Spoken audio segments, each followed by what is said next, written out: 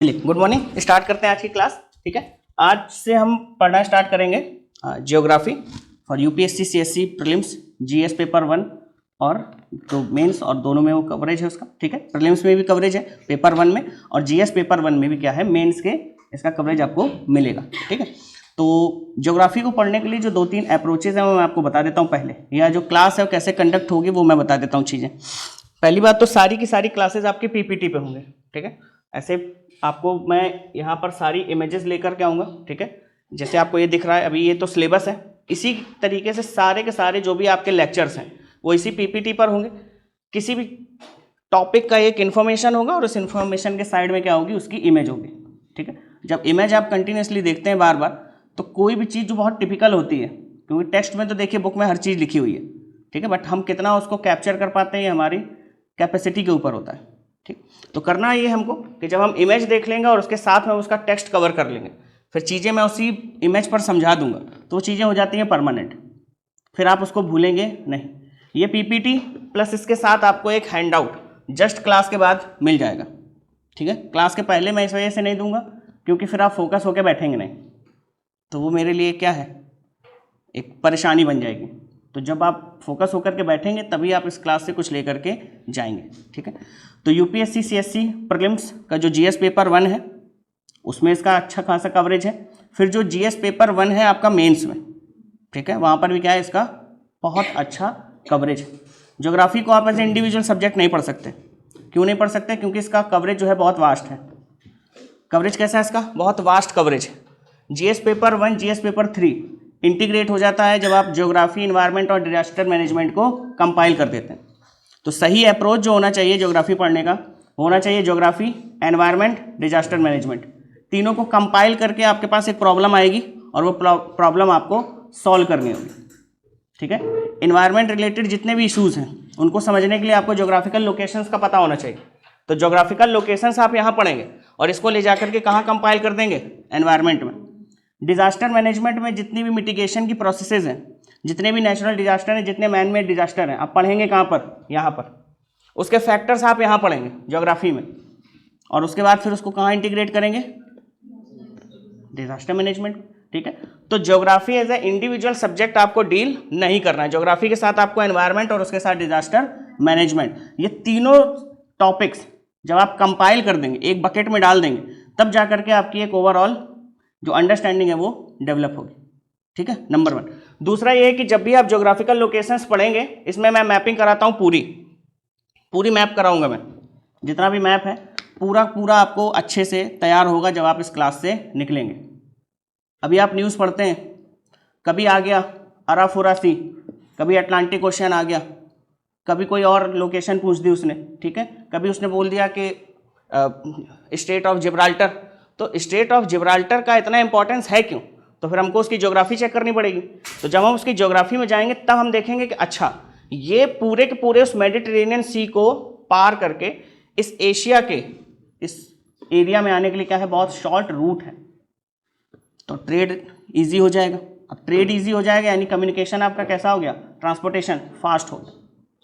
जब ये चीज़ें फास्ट हो जाएंगी तो कहीं ना कहीं फ्यूल और एफिशिएंसी दोनों चीज़ें बढ़ेंगी, यानी फ्यूल का जो है एफिशिएंसी बढ़ जाएगा, वो सेव होगा, और उसके साथ क्या हो जाएगा, ट्रांसपोर्टेशन की एफिशिएंसी बढ़ेगी। जल्दी हम क्या करेंगे, किसी भी एक गुड को एक जगह से दूसरी जगह पहुंचा सकेंगे।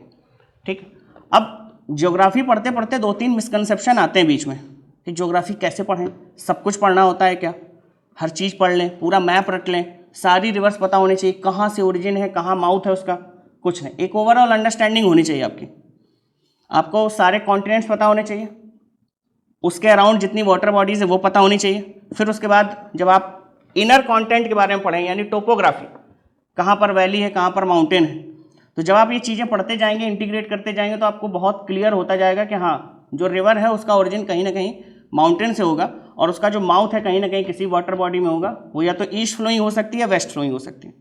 ठीक है, डायरेक्शन चेंज कर दीजिए, साउथ फ्लोइंग हो सकती है जैसे मिसिसिपी, मिसौरी, और कैसी हो सकती है, नॉर्थ फ्लोइंग हो सकती है जैसे ओब, यूकोंग, है ना। ये इतनी सारी रिवर्स हैं, तो इसके डायरेक्शन कैसे पता चलेंगे, तो डायरेक्शन भी देख लेंगे हम। तो ज्योग्राफी पढ़ने के बाद आपको 3-4 चीज़ें बहुत क्लियर हो जाती हैं। पहली तो एक आपकी अंडरस्टैंडिंग क्लियर हो जाती है लोकेशंस को लेकर के। तो जब भी आप मान लीजिए अभी आप पढ़ रहे हैं, आप देख रहे होंगे यूक्रेन रशिया का क्लैश चल रहा है। यूक्रेन रशिया के क्लैश के साथ ताइवान और चाइना का भी क्लैश चल रहा है। अब आपको पता ही नहीं है कि चाइना का और उसका लोकेशन क्या है, ताइवान का, तो कैसे आप आइडेंटिफाई करेंगे कि क्या डिस्प्यूट है? हो पाएगा? अब बार बार आप एक न्यूज़ पढ़ते हैं कि जो चाइना के जो फाइटर जेट्स हैं वो क्या करते हैं, ताइवान की जो टेरिटरी है उसको वायलेट कर देते हैं, एयर टेरिटरी को। तो कैसे कर देते हैं? कुछ तो आइडिया होना चाहिए ना आपको, और ये आइडिया कहाँ से आएगा? मैप से। ठीक है, तो ज्योग्राफी का पूरी यूपीएससी सीएससी में काफ़ी अच्छा इंपॉर्टेंस है। आपको पेपर 1 पेपर 3 इसमें तो सीधे सीधे हेल्प करता है, आपको इन्वायरमेंट में हेल्प करेगा, ऐसे में भी हेल्प कर सकता है, और इंटरव्यू में भी इससे डायरेक्ट क्वेश्चन आ सकते हैं। ठीक है, जब आप इंटीग्रेट करेंगे इसको एनवायरनमेंट के साथ तो फिर बहुत अच्छे अच्छे क्वेश्चन बनते हैं इंटरव्यू में। ठीक है, तो स्टार्ट करें। तो पहले तो ये देख लेते हैं कि पढ़ना क्या क्या है हमको, ज्योग्राफी में क्या क्या हम कवर करने वाले हैं इसमें। ठीक, इंडिया एंड वर्ल्ड ज्योग्राफी। अब ये इतना वास्ट टर्म है अपने आप में कि आप इसको अगर जाएंगे एलैबोरेट करने या इसको ब्रेक करने जाएंगे तो 3-4 पेजेस आप अपने एंड से फिल कर सकते हैं। मुझे कुछ नहीं बताना, आप फिल कर लेंगे खुद ही। ठीक है, तो इंडिया एंड वर्ल्ड ज्योग्राफी। तो अब आपके पास एक वर्ल्ड है, उसी में सिंगल एक कंट्री है इंडिया, तो पूरे वर्ल्ड की टोपोग्राफी आपको अलग पढ़नी है, फिर उसके बाद इंडिया की टोपोग्राफी आपको अलग पढ़नी है। ठीक, क्लियर है इतना? इसके बाद है Indian geography, basics of India. तो इंडिया में क्या क्या चीज़ें आती है? माउंटेन्स, रिवर्स, प्लेट्यूज, नेबर्स, यही सारी चीज़ें पढ़ेंगे। तो इंडिया के सेंटर में जितने एस्पेक्ट होंगे उसको हम कैसे पढ़ेंगे? इंडिया को सेंटर में रख के, India will be the key, और जितनी सराउंडिंग में चीज़ें हैं हम उनको कवर करेंगे। तो इसमें बेनिफिट हमको किसका देखना है, इंडिया का या बाकी कंट्रीज़ का? इंडिया का बेनिफिट देखेंगे। भाई आईआर में हम क्या करते हैं, हम बायलैटरल ट्रीटी करते हैं, तो उसमें देखते हैं ना कि हाँ हमें भी कुछ फ़ायदा उसमें हो जाए, या यूं ही कर लेते हैं कि नहीं आओ तुम एक काम करो और यहाँ से चीज़ें ले जाओ और हम तो ठीक है कोई बात नहीं चलता है। ऐसा तो होता नहीं, गली मोहल्ले की बात तो है नहीं। क्या है? बायलैटरल ट्रीटी है, 2 नेशंस के बीच में हो रही है। ठीक, तो इंडियन ज्योग्राफी की ये सब चीज़ें पढ़नी है। फिर इसके बाद आइए, ये यहाँ से इंपॉर्टेंट चीज़ें स्टार्ट होती हैं, फिजिकल फीचर्स। अब फिजिकल फीचर्स में इंडिया में 2 चीज़ें हैं, पहला एक नदन पार्ट है, दूसरा कैसा है? सदन पार्ट। तो एक रेंज है जिसका नाम है विंध्यन रेंज। अब इसकी लोकेशन, जैसे अभी मैंने विंध्यन बोल दिया, अब आपको अभी इसका लोकेशन नहीं पता, तो कुछ लोगों को पता है तो वो आइडिया लगा लेंगे कि अच्छा हाँ वहाँ की बात हो रही है, बट अभी किसी को नहीं पता। तो अब वो विंध्यन में इतने बड़े मैप में ढूंढेगा कि अच्छा विंध्यन है कहाँ, ढूंढेगा। ये तो वर्ल्ड का मैप लगा हुआ है, इस इंडिया वाले मैप में भी ढूंढने में परेशानी हो जाएगी, तो वर्ल्ड वाला कैसे ढूंढेंगे आप? इतनी सारी वाटर बॉडीज़ हैं, इतने कॉन्टिनेंट हैं, इतनी कंट्रीज़ हैं। तो अभी आपको न्यूज़ उस लेवल पे समझ में नहीं आती है, या आप उस तरीके से एनालाइज नहीं कर पाते हैं जैसा आप इस टॉपिक को पढ़ने के बाद कर पाएंगे। इंडिया के नदन पार्ट में पूरा कैसा टोपोग्राफी है? माउंटेन टोपोग्राफी है। ठीक है, फिर माउंटेन से एसोसिएटेड जितनी टोपोग्राफी होती है वो मिलेंगी आपको, तराई मिल जाएगा, खादर मिल जाएगा, बांगर मिल जाएगा, मिलेगा। ठीक है, फिर उससे आप नीचे आएंगे तो देखेंगे आप वहाँ पर एक डिप्रेशन था जहाँ पर सेडिमेंट्स जा करके डिपॉजिट हो गए। क्या बन गया? The Ganga plain. क्या बना? The Ganga plain. फिर उसके बाद आप जाएंगे तो वहाँ पर रिफ्ट्स हैं, जब रिफ्ट्स हैं तो वहाँ पर क्या बन गई? Mountain and rift valleys. ठीक, फिर अगर आप जाएंगे वेस्टर्न पार्ट में, तो वेस्टर्न पार्ट में आप जाएंगे तो आपको एक तरीके का प्रॉपर एक डेजर्ट दिखाई देगा, राजस्थान, गुजरात, कच्छ एंड थार। ठीक है, अगर आप ईस्टर्न बाउंड्री की तरफ जाएंगे तब आपको क्या दिखेगा? आपको बहुत छोटी छोटी हिल्स दिखेंगी। क्यों दिखेंगे? क्योंकि वो उसी हिमालय का क्या है? एक्सटेंशन है। और कहाँ तक गया है? नीचे अंडमान एंड निकोबार तक। फिर आप सदर्न बाउंड्री पे आ जाइए। इसी सदर्न बाउंड्री के पहले एक सेंट्रल हाईलैंड करके आपको जगह मिलती है। कहाँ पर है? इंडिया के मिड लैटिट्यूड्स पर। अब लैटिट्यूड, लॉन्गिट्यूड, ये 2 शब्द आ गए। तो इस तरीके के जितने भी टर्म्स हैं, आने वाले 10 से 12 दिनों में आपका पूरा का पूरा जो कोर है वो आपको एक तरीके से दिखने लगेगा इसमें ज्योग्राफी में कि क्या क्या चीज़ें आपको करनी है। फिर आप नीचे आइए तो आपको एक प्लेट्यू का सीरीज़ मिलेगा, मालवा, मेवाड़, बुंदेलखंड, बाघेलखंड, छोटा नागपुर, पठार, फिर ऊपर शिलोंग प्लेट्यू। और शिलोंग प्लेट्यू के बाद जैसे आप नॉर्थ ईस्ट में जाएंगे तो वहाँ पर भी कुछ आपको प्लेट्यूज दिखेंगे। तो इंडिया का जो टोपोग्राफी है, पूरे वर्ल्ड में अगर कोई टोपोग्राफी है तो वो इंडिया में उसका प्रेजेंस जरूर है। इंडिया में आपको माउंटेन्स भी मिल जाएंगे, वैलीज भी मिल जाएंगी, डेजर्ट भी मिल जाएगा और रेन फॉरेस्ट भी मिल जाएंगे। तो India as a geographical location बहुत डाइवर्स है in terms of biological biodiversity and in terms of topographical biodiversity. सारी की सारी टोपोग्राफी आपको मिल जाएगी यहाँ पर। यहाँ पर पेरिनियल रिवर्स भी हैं और सीजनल रिवर्स भी, ठीक है ना, है ऐसा। फिर आप सदर्न पार्ट में चले गए, तो सदर्न पार्ट में आप जाएंगे तो आपको एक डेक्कन ट्रैप मिलेगा, वहाँ पर कुछ वॉल्केनिक एक्टिविटी भी हुई है। अब कैसे हुई, कब हुआ, वो हम देखेंगे, ठीक है। कैसे, क्या पैंजिया था, क्या पैंथालासा है, वैगनर ने क्या क्या सजेशन दिए, फिर उसका प्लेट टेक्टोनिक है, उसने क्या क्या सजेशन दिए। तो कॉन्टिनेंट कैसे मूव हुए, कैसे कैसे हमारा ये जो आज का जो कॉन्टिनेंट सिस्टम है ये कैसे डेवलप हुआ, पूरी की पूरी इसकी क्या देखेंगे, हिस्ट्री देखेंगे, ठीक है। फिर नीचे आ जाइए आप, और थोड़ा सा नीचे आ जाइए तो वहाँ पर कुछ रिवर्स हैं, कृष्णा, गोदावरी, कावेरी, है ना। तो नीचे वाले इस हिस्से में एक जो सबसे खास बात है, जो सबसे इसको इम्पॉर्टेंट बनाती है, दैट इज पेनिनसुला, ठीक है। नीचे वाला इंडिया कौन सा है, दैट इज पेनिनसुलार इंडिया। अब पेनिनसुला क्या है भाई, ठीक, covered 3 sides with water body and attached 1 side from any land mass, ठीक। ये तो हो गया इंडिया। इंडिया में इसके अलावा हमको और क्या पढ़ना होगा। अब जब इतनी सारी हमने चीज़ें देख ली तो कुछ हमको रॉक्स भी मिलेंगे, ठीक है। तो टोपोग्राफी में क्या होगा, रॉक्स होंगी। अब रॉक्स में 2-3 चीज़ें आपको करनी बहुत इंपॉर्टेंट। पहला तो रिसोर्सेज, क्या है, रिसोर्सेज, और फिर उसी रॉक के अकॉर्डिंग हम क्या कर लेंगे, एग्रीकल्चर। जैसा वहाँ का बेसिक रॉक होगा, जैसा वहाँ का नेचुरल रॉक होगा, उसी के अकॉर्डिंग वहाँ पर सॉइल का जनरेशन होगा। जब सॉइल का जनरेशन होगा तो उसी सॉइल के अकॉर्डिंग हमको क्या करना पड़ेगा, क्रॉप चूज करना पड़ेगा, करेंगे। तो ये चीज़ें, ये टोपोग्राफी की बात हो गई, ठीक। अब इसमें आगे चलिए, इसमें कोई भी ऐसा पॉइंट किसी को समझ में नहीं आ रहा, कोई दिक्कत। ये the Himalayas, peninsular plateau, northern plains. चलिए आगे चलते हैं। River system. अब रिवर सिस्टम में, अब इंडिया में बहुत सारी रिवर्स है, लिमिटेशन है नहीं हमारे पास, काफ़ी अच्छी रिवर्स है हमारे पास। अब आप नॉर्थ के टॉप से, यानी कि अगर आप जाएं काराकोरम रेंज और लास्ट में चले जाएं आप नीलगिरी तक, तो आपको क्या मिलेगा, न्यूमरस रिवर्स। बहुत सारी ऐसी छोटी छोटी रिवर्स है, अगर मैं आपको कराने लग जाऊंगा तो आप हो सकता है कि बोर हो जाए, और बोर हो जाएंगे और उसके बाद क्या होगा, आप छोड़ देंगे कि नहीं सर अब रहने दीजिए, 200 प्लस हो गई ऑलरेडी, अब इससे ज़्यादा नहीं पूछेगा, ठीक है। तो मेजर रिवर्स, यहाँ पर हमें क्या पढ़ना है, मेजर रिवर्स। तो हिमालय से जितनी भी रिवर्स निकलती हैं उनका ओरिजिन क्या है, ग्लेशियर्स, ठीक है, ठीक है। क्यों, ड्यू टू एल्टीट्यूड, एल्टीट्यूड ज़्यादा है तो अब ऊपर की तरफ मूव करेंगे, अपवर्ड मूवमेंट होगा तो वहाँ पर जनरली टेम्परेचर कम होता जाता होगा। अब जब ये कम हो रहा है तो इसका मतलब है वहाँ पर ग्लेशियर्स का प्रेजेंस होगा। ग्लेशियर कैसे होते हैं, बहुत बड़ी आइस बॉडी है, तो वहाँ से धीरे धीरे वो मेल्ट होते जाते हैं, क्योंकि दिन में सनलाइट रिसीव करते हैं, तो धीरे धीरे रिसीव करेंगे, फिर धीरे धीरे जब रिसीव करते हैं तो क्या करेंगे, मेल्ट होना स्टार्ट होते हैं। मेल्ट होना स्टार्ट होंगे तो आपको कुछ परमानेंट रिवर्स मिलेंगे। कैसी रिवर्स मिलेंगी, परमानेंट रिवर्स। तो जितनी भी नदर्न रिवर्स हैं जिनका ओरिजिन हिमालय से है वो कैसी हैं, पेरिनियल, ठीक है, कैसी हैं, पेरिनियल रिवर्स, ठीक, क्लियर है। फिर कुछ सीजनल होती हैं। सीजनल कहाँ से निकलती हैं, जैसे आपके वेस्टर्न घाट से निकलती हैं। वेस्टर्न घाट के अलावा एक आप पढ़ेंगे अमरकंटक, अमरकंटक से भी कुछ नदियाँ निकलती हैं, वो भी कैसी हैं, सीजनल हैं। मानसून के टाइम उनमें पानी होता है, अदरवाइज वो कैसी होती हैं, completely dry. But Ganga, Yamuna और बाकी जो रिवर्स हैं वो ड्राई होती है, बट कंप्लीटली ड्राई कभी नहीं होती। अब प्रॉब्लम भी चल रही है।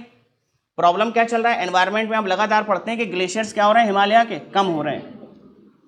तो जब हिमालय में ग्लेशियर कम हो रहे हैं तो आपकी वाटर अवेलेबिलिटी धीरे धीरे कम होती जाएगी, तो वाटर साइकिल डिस्टर्ब हो रहा है। तो इसको कहाँ तक ले जाना है, इस रिवर को हमें ले जाना है वाटर साइकिल तक, और वाटर साइकिल कैसे काम करता है वो हम आगे डिटेल में पढ़ेंगे, ठीक। जितना वाटर था अर्थ के ओरिजिन के समय उतना ही आज भी है, कहीं गया नहीं। वो क्या हो रहा है, वो सर्कुलेट हो रहा है, vapour to water, liquid form, और फिर लिक्विड फॉर्म से फिर वेपर, वेपर से फिर लिक्विड फॉर्म। मतलब जितना वाटर था एग्जिस्टेंस इस अर्थ के ओरिजिन के टाइम पे, जितना आया था, जितनी बारिश हुई थी स्टार्टिंग में, वो उतना का उतना वाटर आज भी हमारे इसी अर्थ पर ट्रैप्ड है, कहीं नहीं गया है। बट क्राइसिस क्यों है, क्राइसिस फ्रेश वाटर का है, वाटर क्राइसिस कभी मत लिखिएगा ना कभी बोलिएगा। क्राइसिस किसका है? फ्रेश वाटर का क्राइसिस है, ठीक है। तो वाटर साइकिल में ग्लेशियर का क्या रोल है, एक नया कुछ आया है आजकल जिस पे डिबेट चल रही है, तो उसकी बात करेंगे, ठीक है, कि ग्लेशियर कैसे वाटर साइकिल को और वाटर की अवेलेबिलिटी को इफेक्ट करते हैं। अभी तो हम जनरली ये पढ़ते हैं ना कि ठीक है बहुत अच्छी बारिश होगी तो हमें पानी अच्छा मिल जाएगा, वाटर की अवेलेबिलिटी ज़्यादा होगी, बट ग्लेशियर का एक बहुत की रोल है इसमें बीच में, तो उसके बारे में हम इसमें आगे डिटेल में बात करेंगे, ठीक है। चलें आगे। अब रिवर्स में जितनी भी आपकी हैं, इंटरलिंकिंग ऑफ रिवर्स एक चल रहा है अभी आजकल टॉपिक चल रहा है, तो इंटरलिंकिंग क्यों कर रहे हैं हम? जैसे अभी आपने कुछ दिन पहले 2 महीने पहले न्यूज़ में देखा होगा कि जो असम वाला रीजन है वहाँ पर क्या था, फ्लड की कंडीशन थी फ्लड की कंडीशन, डेली न्यूज़ में आ रहा था। एक तो ऐसा रेलवे स्टेशन था जहाँ पर पूरा का पूरा डेब्रिस जाकर डिपॉजिट हो गया, इस रेलवे स्टेशन पे पूरा का पूरा डेब्रिस जाकर के डिपॉजिट हो गया, और यहाँ पर ट्रेन एक खड़ी हुई थी, एक यार्ड में ट्रेन खड़ी हुई थी, उसको निकालने में बहुत मशक्कत करनी पड़ी, क्योंकि वो जा करके वो जितना भी मड था उसके पहियों के और उसके स्प्रिंग के बीच में जा करके डिपॉजिट हो गया, सॉलिड फॉर्म में कन्वर्ट हो गया। तो ये इस तरीके की जब न्यूज़ आती है तो इसका मतलब है कि कहीं तो वाटर की स्कार्सिटी है इंडिया में, क्योंकि अनइवन डिस्ट्रीब्यूशन है स्कार्सिटी, और कहीं तो बहुत है। तो इसको बैलेंस करने के लिए हम क्या करेंगे, इंटरलिंकिंग ऑफ रिवर। इससे होगा क्या, जहाँ पर वाटर कंटिन्यूसली ज़्यादा फ्लो करता है वहाँ से हम उन एरियाज़ में इसको डाइवर्ट कर देंगे जहाँ पर इसका स्कार्सिटी है, ठीक है, कर सकते हैं ऐसा। फिर इसमें और क्या चीज़ें होंगी, बेनिफिट कहाँ कहाँ होगा, एग्रीकल्चर में बेनिफिट हो सकता है, अगर वहाँ उस बेल्ट में कोई इंडस्ट्री है तो इंडस्ट्री में भी बेनिफिट हो सकता है। फिर क्या मिल सकता है हमको, फ्रेश वाटर मिल जाएगा फॉर ड्रिंकिंग एंड डेली हमारी जो रूटीन है उसके लिए, ठीक है। ये ऐसी चीज़ें हैं जो आपको लगातार न्यूज़ में दिखेंगी। अब जैसे एनर्जी का क्राइसिस है आजकल, है एनर्जी का क्राइसिस, अभी पिछले 6 महीने पहले आप देख रहे होंगे जब उस समय दिवाली और दिवाली के आसपास की जब बात चल रही थी, दिवाली से लेकर के जनवरी फरवरी तक ये न्यूज़ लगातार आई कि कोल का क्राइसिस है, आया था। अब बहुत बड़े बड़े इलेक्ट्रिसिटी कट हो सकते हैं, बट हुआ नहीं फॉर्चुनेटली। तो जब नहीं हुआ तो इसका मतलब क्या है कि क्राइसिस हो सकता था, बट हमने किसी तरीके से टैकल कर लिया। हुआ, हमने बाहर से कोल मंगाया, बट अगर इस कोल पे हमारी डिपेंडेंसी थोड़ा सा कम हो जाए तो उसके लिए हमें क्या करना होगा, जितने भी रीन्यूएबल सोर्सेज हैं एनर्जी के उनको हम क्या करें, थोड़ा सा प्रमोट करें, उन पे थोड़ा सा वर्क हम स्टार्ट करें। उसमें से एक कौन सी है, हाइड्रो पावर।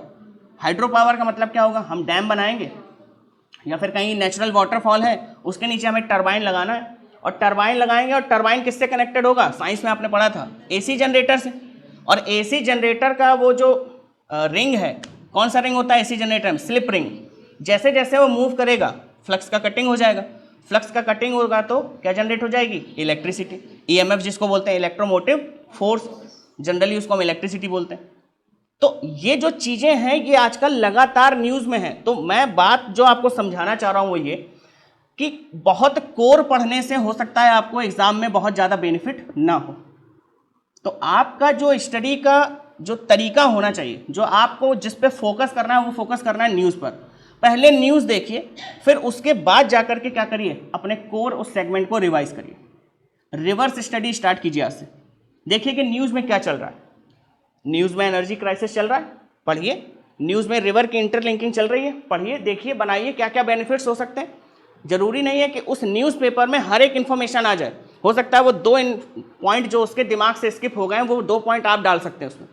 और ऐसे आपने अगर 10 पॉइंट बना रखे हैं ऑलरेडी रेडीमेड, और रिवर की इंटरलिंकिंग पे अगर एक भी क्वेश्चन आ गया तो आपके पास क्या है, कम से कम मैटर रेडी है।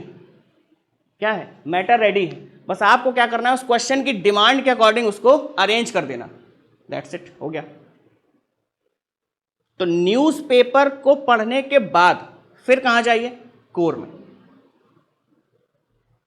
तो एक बार क्लास में अच्छे से फोकस होकर पढ़ लीजिए, और फोकस होकर जब आप पढ़ लेंगे तो आपकी एक ओवरऑल अंडरस्टैंडिंग क्रिएट हो जाएगी सब्जेक्ट के बारे में। फिर आप जब न्यूज़पेपर में जाएंगे तो क्या कहीं ऐसा लिखा होता है कि ज्योग्राफी का न्यूज़ है या एनवायरनमेंट का न्यूज़ है, कहीं होता है ऐसा नहीं, वो न्यूज़ है एक, और आपको जो भी बेस्ट पॉसिबल आपके पास नॉलेज है उसको आपको अप्लाई करके और उसको अंडरस्टैंड करने की कोशिश करना है। और ये होगा कब, जब आप क्लास में फोकस होकर के बैठेंगे। फिर जब आप न्यूज़पेपर उठाएंगे तो कुछ चीज़ें हो सकता है आप आइडेंटिफाई कर जाएं तुरंत, कि हाँ ये ऐसे होता है, इसका रीजनिंग मैं जानता हूँ कि हाँ इसका ये रीज़न है या ये इसके कॉन्सिक्वेंसेज हैं मुझे पता है, बट कुछ ऐसे पॉइंट होंगे जो आपको नहीं आते होंगे। फिर उसके लिए क्या करेंगे, आप वापस आएंगे अपने उस कोर सेगमेंट में, आप उसको फिर रिवाइज करेंगे, देखेंगे कि क्या ऐसा था जो मैं न्यूज़पेपर पढ़ रहा था और यहाँ मैंने छोड़ दिया। बहुत पुराने ट्रेडिशनल वे में जो पढ़ाई कर रहे हैं तो उसको थोड़ा सा ठीक करने की ज़रूरत है। तो न्यूज़पेपर का इंपॉर्टेंस आपकी तैयारी में काफ़ी बढ़ गया है, तो उसको करिए। ठीक है, चलिए क्लाइमेट, ये तो मुझे लगता है डेली इस पर कोई ना कोई न्यूज़ आती है न्यूज़पेपर में। एक भी दिन शायद ऐसा कुछ जाता है जो क्लाइमेट का न्यूज़ ना आता हो किसी न्यूज़पेपर में। या तो कहीं कोई नए आइडियाज़ आ रहे हैं तो वो आपको अंदर आर्टिकल वाले पेजेस में मिल जाएगा, कहीं कोई ऐसी न्यूज़ आ गई कि ग्लेशियर्स का जो मेल्टिंग रेट है वो क्या हो गया है, लास्ट डेकेड से फास्ट हो गया इस डेकेड में, तो ये न्यूज़ आपको मिल जाएगी। तो जितनी भी ऐसी कंट्रीज़ हैं जहाँ पर ओशियन कोस्ट बहुत बड़े बड़े हैं वो सबमर्ज होना स्टार्ट हो गए हैं, सबमर्ज होंगे नहीं, सबमर्ज होना स्टार्ट हो गए हैं ऑलरेडी। इसीलिए इंडोनेशिया ने क्या किया, अपनी कैपिटल को चेंज कर दिया। पहले क्या थी, हाँ इंडोनेशिया की, अब क्या हो गई है, कैलीमेंटन। ठीक है, एक ईस्ट कैलीमेंटन है, बोर्नियो है एक आइलैंड, वहाँ पर एक प्रोविंस है इंडोनेशिया का, दैट इज ईस्ट कैलीमेंटन, और ईस्ट कैलीमेंटन के अंदर एक टाउन है वो है कैलीमेंटन। तो वो है इस समय किसकी, इंडोनेशिया की कैपिटल। क्यों शिफ्ट किया भाई, सी लेवल बढ़ रहा है। तो अब जो हमारा मुंबई है वो भी कहीं साइड में ही है कोस्ट लाइन पर, हमारा जो चेन्नई है वो भी कहीं साइड पर ही है, कोची वो भी साइड पर ही है, और ये कैसे हैं, सारे इंपॉर्टेंट पोर्ट्स हैं। तो जब वाटर लेवल बढ़ेगा तो हमको क्या करना पड़ेगा, कुछ नई टेक्निक्स इसमें यूज़ करनी पड़ेंगी ताकि शिप जो है हमारे वो ईजिली यहाँ से आ और जा सके। ठीक है, तो क्लाइमेट में आपको क्या क्या पढ़ना होता है, क्लाइमेट में कुछ आइडिया है आपको क्या पढ़ना होता है?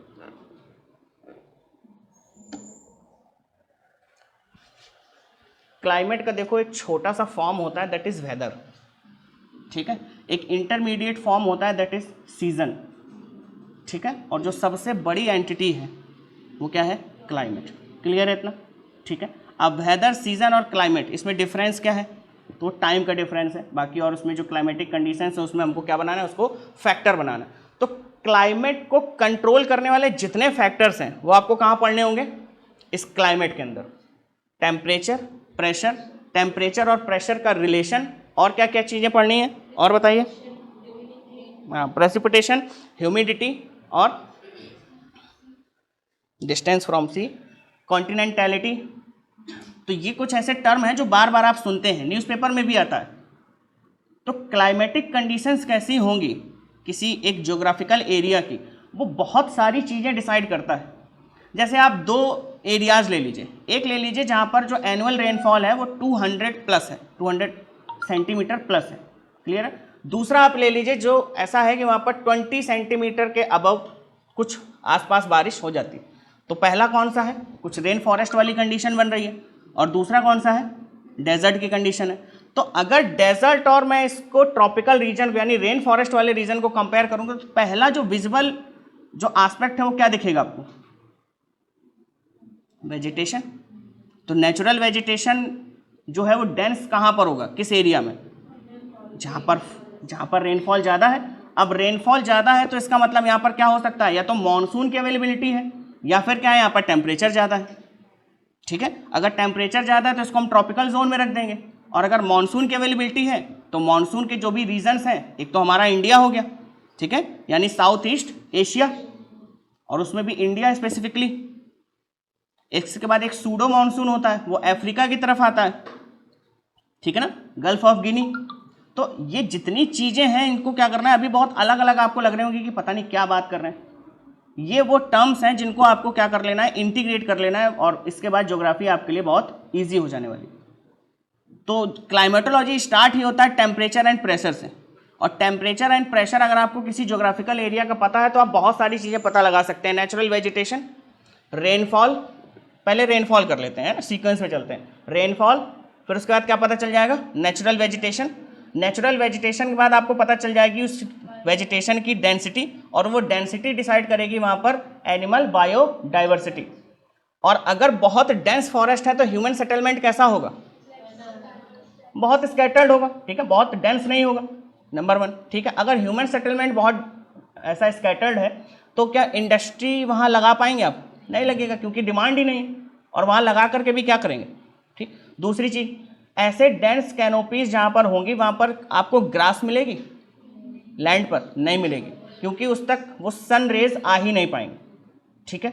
अब इसके बाद अगला और आइए, तो जो वो वहाँ पर जो ह्यूमन सेटलमेंट है वो कैसा होगा, बहुत एडवांस होगा या प्रिमिटिव टाइप होगा, प्रिमिटिव टाइप होगा, बहुत सिंपल सी बात है। तो ये सब चीज़ें हमें किससे पता चल रही, सिर्फ एक ज्योग्राफिकल लोकेशन और उसमें वहाँ पर जो टेम्परेचर की रीडिंग यानी हीट की जो रीडिंग है, बस इससे। और हमने कुछ अभी पढ़ा क्या, तो बहुत सारी चीज़ें कौन डिसाइड करता है, क्लाइमेट, आपकी फूड हैबिट डिसाइड करता है, आपकी क्लोथिंग डिसाइड करता है। अभी इस समय कैसा मौसम है, समर्स चल रहे हैं, एंड होने वाले हैं ऑलमोस्ट। कोई स्वेटर नहीं पहन के आया है क्या, कोई स्वेटर पहन के, किसी ने ऐसा इनविजिबल स्वेटर पहन रखा है, नहीं पहन रखा। तो क्लाइमेट क्या डिसाइड कर रहा है, आपका वियरिंग बिहेवियर। अच्छा, अब जैसे समर्स चल रहा है तो कोल्ड ड्रिंक पीते हैं आप, ठीक है, कभी कभी बटर मिल्क यूज़ कर लेते हैं, करते हैं ना। फिर उसके बाद आइसक्रीम भी चल जाती है दिन में कि बहुत गर्मी हो रही है, आइसक्रीम खाना है, होता है ऐसा। तो जब ये सब चीज़ें हैं और एक सर्टेन सीजन में है, तो आप क्या बोल सकते हैं कि जो हमारी जितनी भी हैबिट्स हैं या ह्यूमन की जितनी भी जो एक्टिविटीज़ हैं वो किसके, कौन कंट्रोल करता है, क्लाइमेट।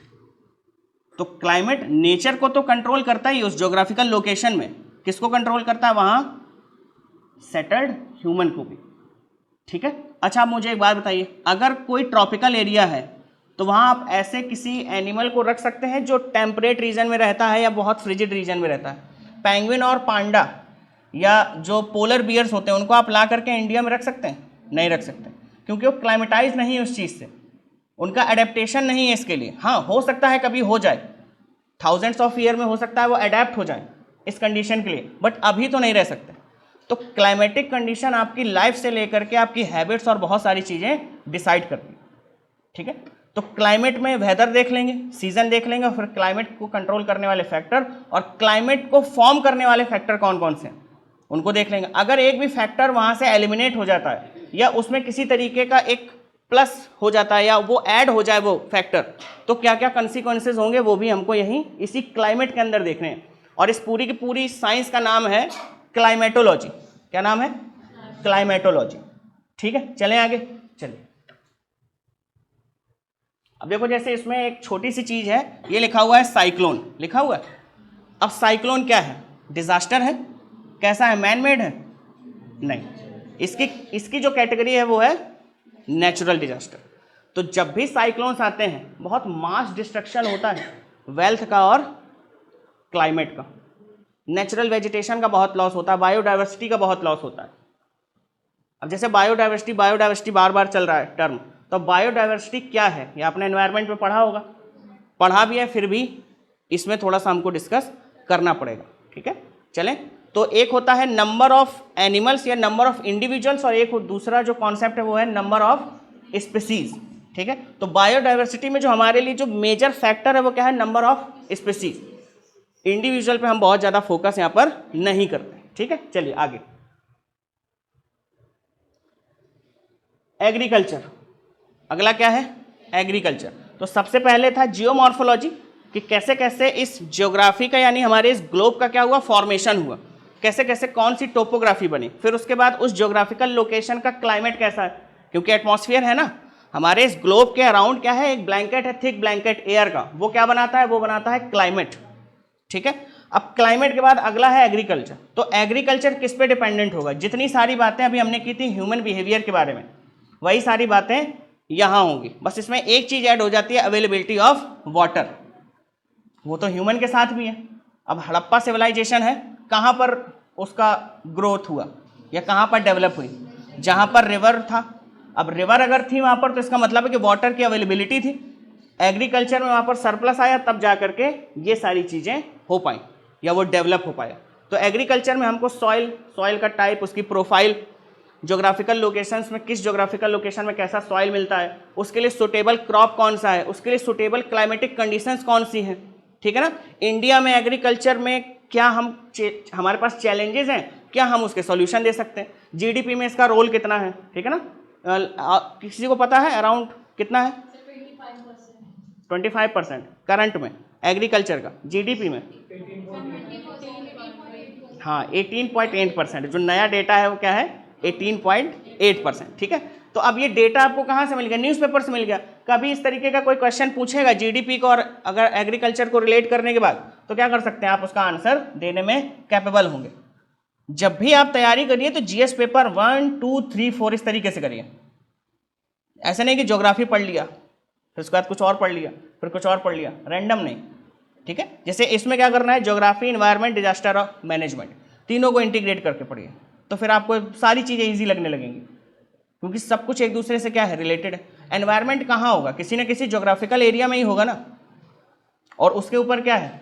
एक एटमॉस्फेयर है, तो एटमॉस्फेयर, हाइड्रोस्फीयर और लिथोस्फीयर, इन्हीं तीनों को अगर हम क्या करते हैं? कंबाइन करते हैं, तो बन जाता है बायोस्फीयर। और बायोस्फीयर के ही फीचर हमको पढ़ने होते हैं एनवायरनमेंट में।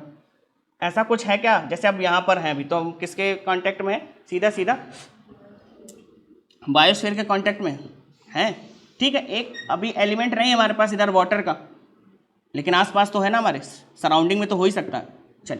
चले आगे। एग्रीकल्चर के बाद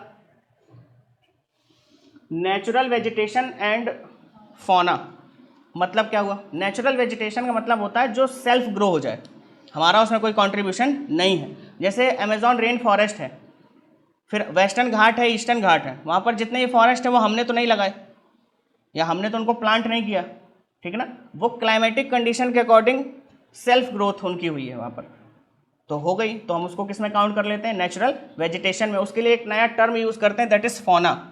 क्या यूज़ करते हैं? फौना। तो फौना में क्या आएगा? एनिमल्स आते हैं, ठीक है। तो बायोडाइवर्सिटी किसके साथ चलेगी? हमेशा नेचुरल वेजिटेशन के साथ चलेगी। तो जब नेचुरल वेजिटेशन हम पढ़ेंगे तो उसको हम जनरली फॉरेस्ट बोल देते हैं। तो जब भी हम फॉरेस्ट की बात करेंगे तो वहाँ पर 2-3 चीज़ें मिलेंगी। पहला तो रिसोर्सेज मिलेंगे, ठीक है ना। रिसोर्सेज के साथ साथ क्या मिल सकता है? बायोडाइवर्सिटी। और बायोडाइवर्सिटी किसके लिए जरूरी है? एनवायरनमेंट के लिए, ठीक है। तो इंडिया के रेस्पेक्ट में और वर्ल्ड के रेस्पेक्ट में हम इसको पढ़ेंगे आगे। चलें आगे। इकोनॉमिक इंफ्रास्ट्रक्चर, तो जितनी भी इकोनॉमिक एक्टिविटी होती हैं वो किसी न किसी ज्योग्राफिकल एरिया में ही होने वाली हैं, और क्लाइमेट डिसाइड करेगा कि वहाँ आप किस तरीके का स्ट्रक्चर बना सकते हैं या नहीं बना सकते। और फिर इसमें दूसरा एक रोल हो जाता है जियोमॉर्फोलॉजी का। अगर अर्थक्वेक प्रोन एरिया है वो, तो फिर आप वहाँ पर बड़े बड़े डैम नहीं बना सकते, बहुत बड़ी बड़ी बिल्डिंग्स नहीं बना सकते, क्योंकि कभी भी अर्थक्वेक आ सकता है, वो ब्रेक हो जाएगा, और ब्रेक हो जाएगा तो मास डिस्ट्रक्शन होगा, ठीक है। अगर एक डैम टूट जाएगा तो सोचिए आगे जितने भी गांव हैं 50, 60, 70, वो सारे के सारे क्या हो जाएंगे? तबाह हो जाएंगे, डिस्ट्रॉय हो जाएंगे। होगा ऐसा? चलिए, होता ही है, ठीक है, आपने न्यूज़ में पढ़ा ही है। चलिए, human geography, demography and recent census. Demography का सिंपल सा मतलब होता है कि ह्यूमन सेटलमेंट में क्या क्या किस तरीके के हमारे पास रिकॉर्ड्स हैं, उस ह्यूमन रिकॉर्ड्स के अकॉर्डिंग हम क्या करते हैं? ह्यूमन ज्योग्राफी देख लेते हैं। ह्यूमन ज्योग्राफी में बेसिकली सेटलमेंट आता है, उसके जो इंडस्ट्रियल डेवलपमेंट है वो आते हैं, primary secondary sector, tertiary sector, इसके बारे में थोड़ा सा हमको पढ़ना होता है। लेकिन हमें इसमें सेंटर में किसको रखना है? ह्यूमन को। ह्यूमन से रिलेटेड जितनी भी चीज़ें हैं, वो चाहे रिसोर्सेज हो, चाहे और कुछ हो, एग्रीकल्चर भी हो सकता है। तो अब ह्यूमन ज्योग्राफी में हमको पढ़ना ये होता है कि अगर कहीं कोई क्लाइमेटिक कंडीशन है और वहाँ पर ह्यूमन का प्रेजेंस है, तो वो क्लाइमेटिक कंडीशन कैसे इस ह्यूमन को क्या क्या एक्टिविटी करने के लिए ड्राइव करेंगे।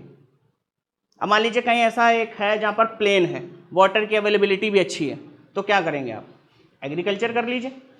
अगर रॉ मटेरियल है और आपके पास लैंड अभी भी लेफ्ट है, कुछ ऐसी बैरन लैंड है या प्लेन लैंड आपके पास है, बट एग्रीकल्चर के बाद बची हुई है वो लैंड, तो क्या लगा दीजिए? इंडस्ट्री लगा दीजिए, रॉ मटेरियल आपको मिल जाएगा, सेटलमेंट है ऑलरेडी, मार्केट भी मिल जाएगा, मिलेगा। तो ये सब चीज़ें आपको ये इसी ज्योग्राफी के अंदर पढ़नी है। फिर अगला है रिसेंट सेंसस, जब आएगी तब उसको देखेंगे। लास्ट कौन सी हुई थी? 2011 में हुई थी। अब कब आने वाली है? हाँ दिसंबर जनवरी तक इस साल नया सेंसस आपके पास आ जाएगा। कोविड की वजह से डिस्टर्ब हुआ था, ठीक ना।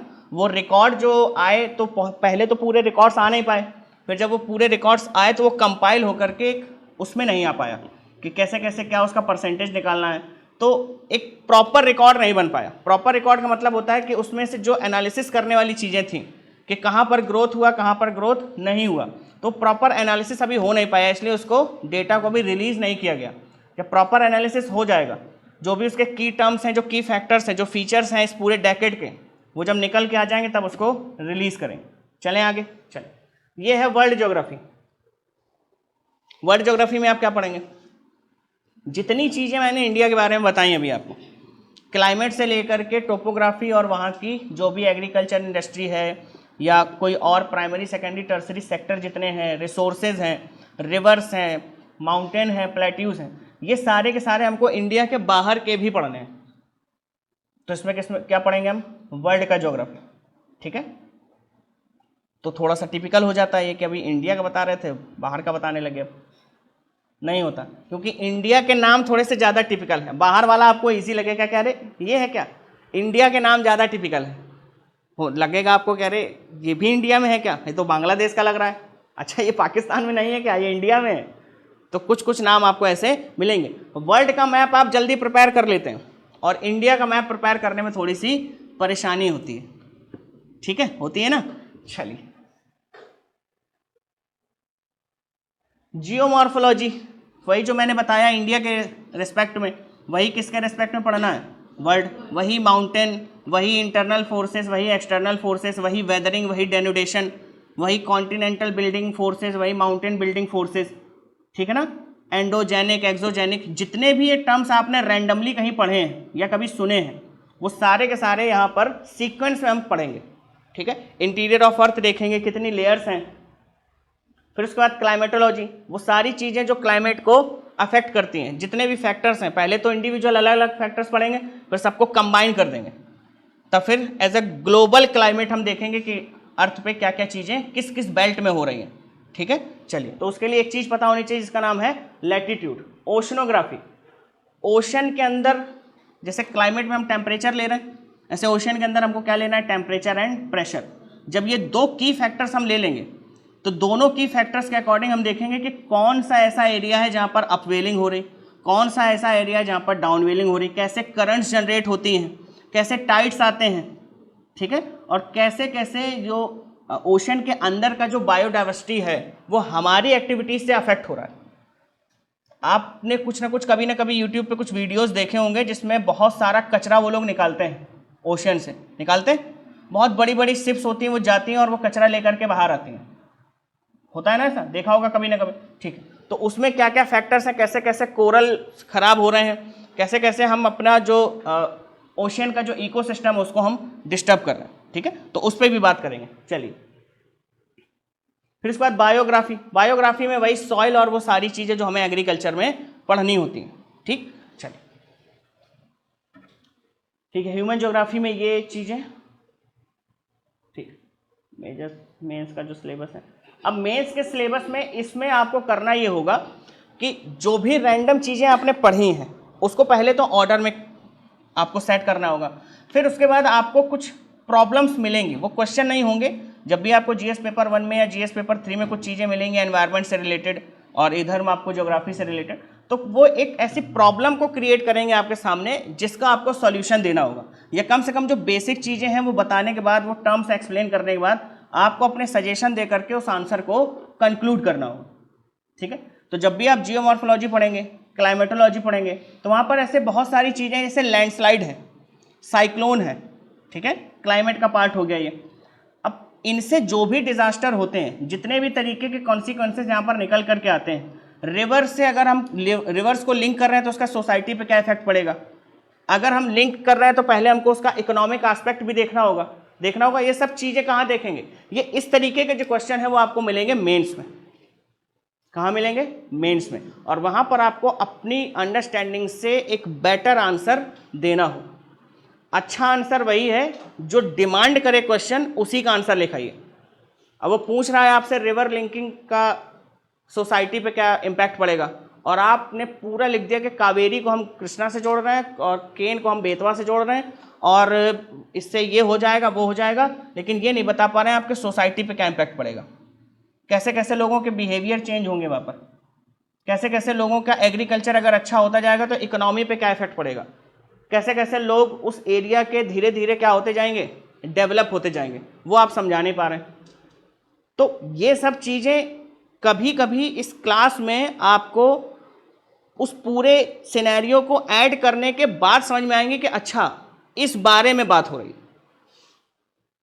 ठीक है, तो मेंस में आपको करना यह है कि जितनी भी इंफॉर्मेशन आपके सामने आएगी उसको आपको क्या करना है, अपनी बेटर अंडरस्टैंडिंग के हिसाब से और उस न्यूज़पेपर के हिसाब से जो आपने पूरे इस एक साल में पढ़ा है, उसमें से कुछ फैक्ट निकाले हैं आपने, उसमें से कुछ नया, अगर कहीं पर कोई एक आपको ट्रेंड देखने को मिला है, कहीं क्लाइमेट में कोई नया ट्रेंड है, जैसे अभी लास्ट डेकेड और इस डेकेड को अगर हम कंपेयर करें तो अंटार्कटिक की जो वो है बर्फ मेल्ट हो रही कंटिन्यूसली,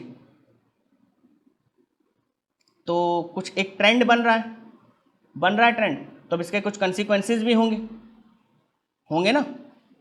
तो मेल्ट इतनी तेजी से हो रही है वो बर्फ कि कोस्टल एरिया धीरे धीरे सबमर्ज्ड होना स्टार्ट हो चुके हैं। अब इससे क्या क्या प्रॉब्लम्स आएंगी, कैसे कैसे हम इसको ठीक कर सकते हैं, ग्लोबल वार्मिंग क्या है, ग्लोबल वार्मिंग के बाद कैसे वो इसको अफेक्ट करती है, ये सारी चीज़ें हम इसी एक जर्नी में कंप्लीट कर लेंगे। ठीक है, चलें, ये तो था सिलेबस का छोटा सा डिस्क्रिप्शन। अब इसके बाद चलते हैं अपने कोर टॉपिक में।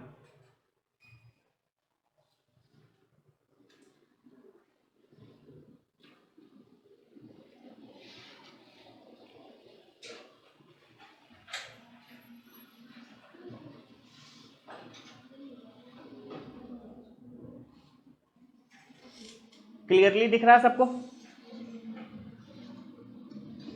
विजिबल है प्रॉपर। चलिए, तो ज्योग्राफी पढ़ने से पहले तो हमको ये फिगर आउट करना होगा कि हम रहते कहाँ हैं। तो हम अर्थ पे रहते हैं, और अर्थ कहाँ है, तो earth is a part of this universe. तो यूनिवर्स क्या है, कैसे ओरिजिनेट हुआ, कैसे इसका जेनेसिस हुआ, और यूनिवर्स में क्या क्या चीज़ें हैं, उसमें बीच में अगर हम कुछ डिफरेंसेस क्रिएट कर सकें वो चीज़ें, तो फिर हम स्टार्ट करते हैं। क्या पढ़ेंगे, द यूनिवर्स। ठीक है, अब यूनिवर्स पढ़ने से पहले दो तीन चीज़ें हैं। पहले तो मैं ये क्लियर कर दूं कि ना मैं वहाँ था, ना जिसने ये थ्योरी दी वो वहाँ था। तो ये क्या है, थेसिस नहीं है, दिस इज हाइपोथेसिस। क्या है, हम इसको मैथमेटिकली प्रूव नहीं कर सकते। ठीक है ना, ये क्या है, सिर्फ अजम्पशन है। और यूनिवर्स के ओरिजिन के बहुत सारे अजम्पशंस हैं। ठीक है ना, अब बहुत सारे अजम्पशंस में एक जो आपने जनरली पढ़ा हुआ होता है वो क्या है, वो पढ़ा हुआ होता है आपने बिग बैंग। सुना है ना, बिग बैंग थ्योरी सबने सब बचपन से सुन रखा है। अब बहुत फैसिनेटिंग है बिग बैंग थ्योरी। हाँ, कुछ हुआ था, एक सिंगुलैरिटी था, ब्लास्ट हो गया बहुत तेज, फिर उसके बाद सीधे गैलेक्सी बन गई। होता है ना, सीधे गैलेक्सी बन गए, फिर हमारा सोलर सिस्टम बन गया और हम आ गए। लेकिन ये जर्नी कितने ईयर की है, मिलियंस या बिलियंस, बिलियन ईयर। ठीक है, कितना, बिलियन ईयर्स। चलिए, तो स्टार्ट करते हैं। यूनिवर्स में पहले तो हम देख लेते हैं कि यूनिवर्स का ओरिजिन कैसे हुआ। बहुत सारी थ्योरीज हैं जो यूनिवर्स के ओरिजिन के बारे में इंफॉर्मेशन आपको देती हैं, बट जो सबसे well accepted, well known theory है that is big bang theory, proposed by George Lemaitre. क्या थे ये प्रीस्ट थे, बेल्जियम की चर्च में क्या थे, कैथोलिक प्रीस्ट थे, कॉस्मोलॉजिस्ट थे, प्लस मैथमेटिशियन भी थे। तो इन्होंने इस थ्योरी को दिया। अब इस थ्योरी में इन्होंने क्या क्या चीजें बताई, वो थी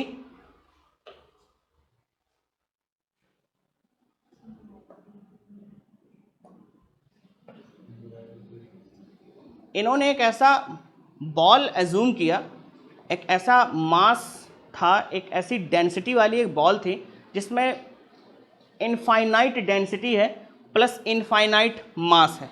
ठीक है, अब इनफाइनाइट डेंसिटी है, इनफाइनाइट मास है, तो ये अनस्टेबल होगा। ठीक है, अब इस सिंगुलैरिटी में जिसको इन्होंने एज्यूम किया एज अ मास बॉल, जिसमें इनफाइनाइट डेंसिटी है और इनफाइनाइट क्या है, मास है। ठीक है, अब इसमें ऑल ऑफ सडन क्या हो जाता है, एक एक्सप्लोजन हो जाता है। क्या हो जाता है, एक एक्सप्लोजन हो जाता है।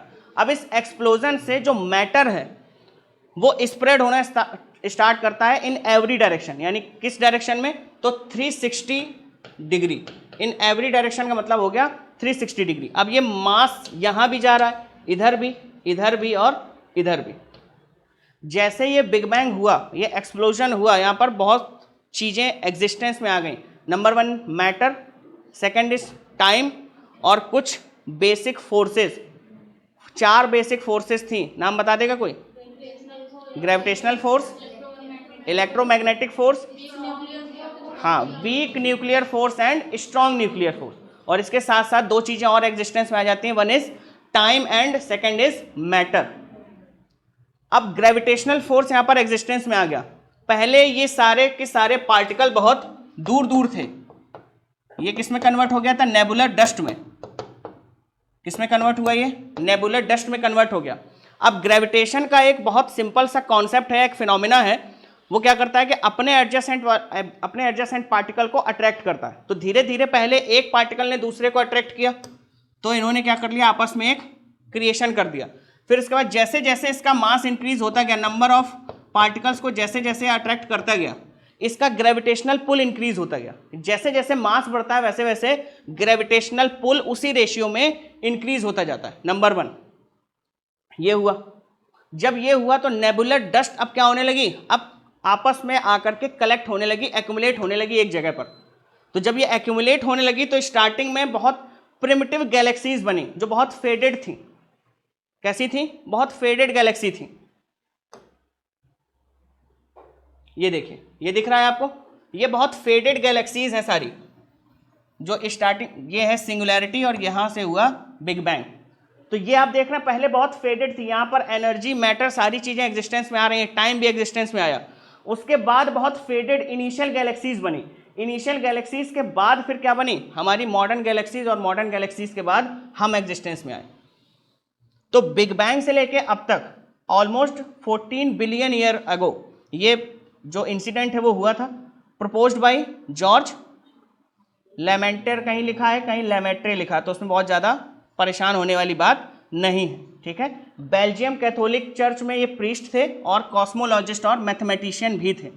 बिग बैंग थ्योरी को आप मैथमेटिकली प्रूव नहीं कर सकते, ये क्या है, सिर्फ एक अजम्पशन है कि हाँ ऐसा हुआ होगा, ठीक है। क्या है, ऐसा हुआ होगा। ये इस ब्लास्ट के साथ हमारा पूरा का पूरा यूनिवर्स एक साथ एग्जिस्टेंस में आ गया। और जब यूनिवर्स एग्जिस्टेंस में आया तो वहां पर एक कंटिन्यूअसली एक क्या है, एक एक्सपेंशन है जो टिल बिग बैंग आज तक हो ही रहा है।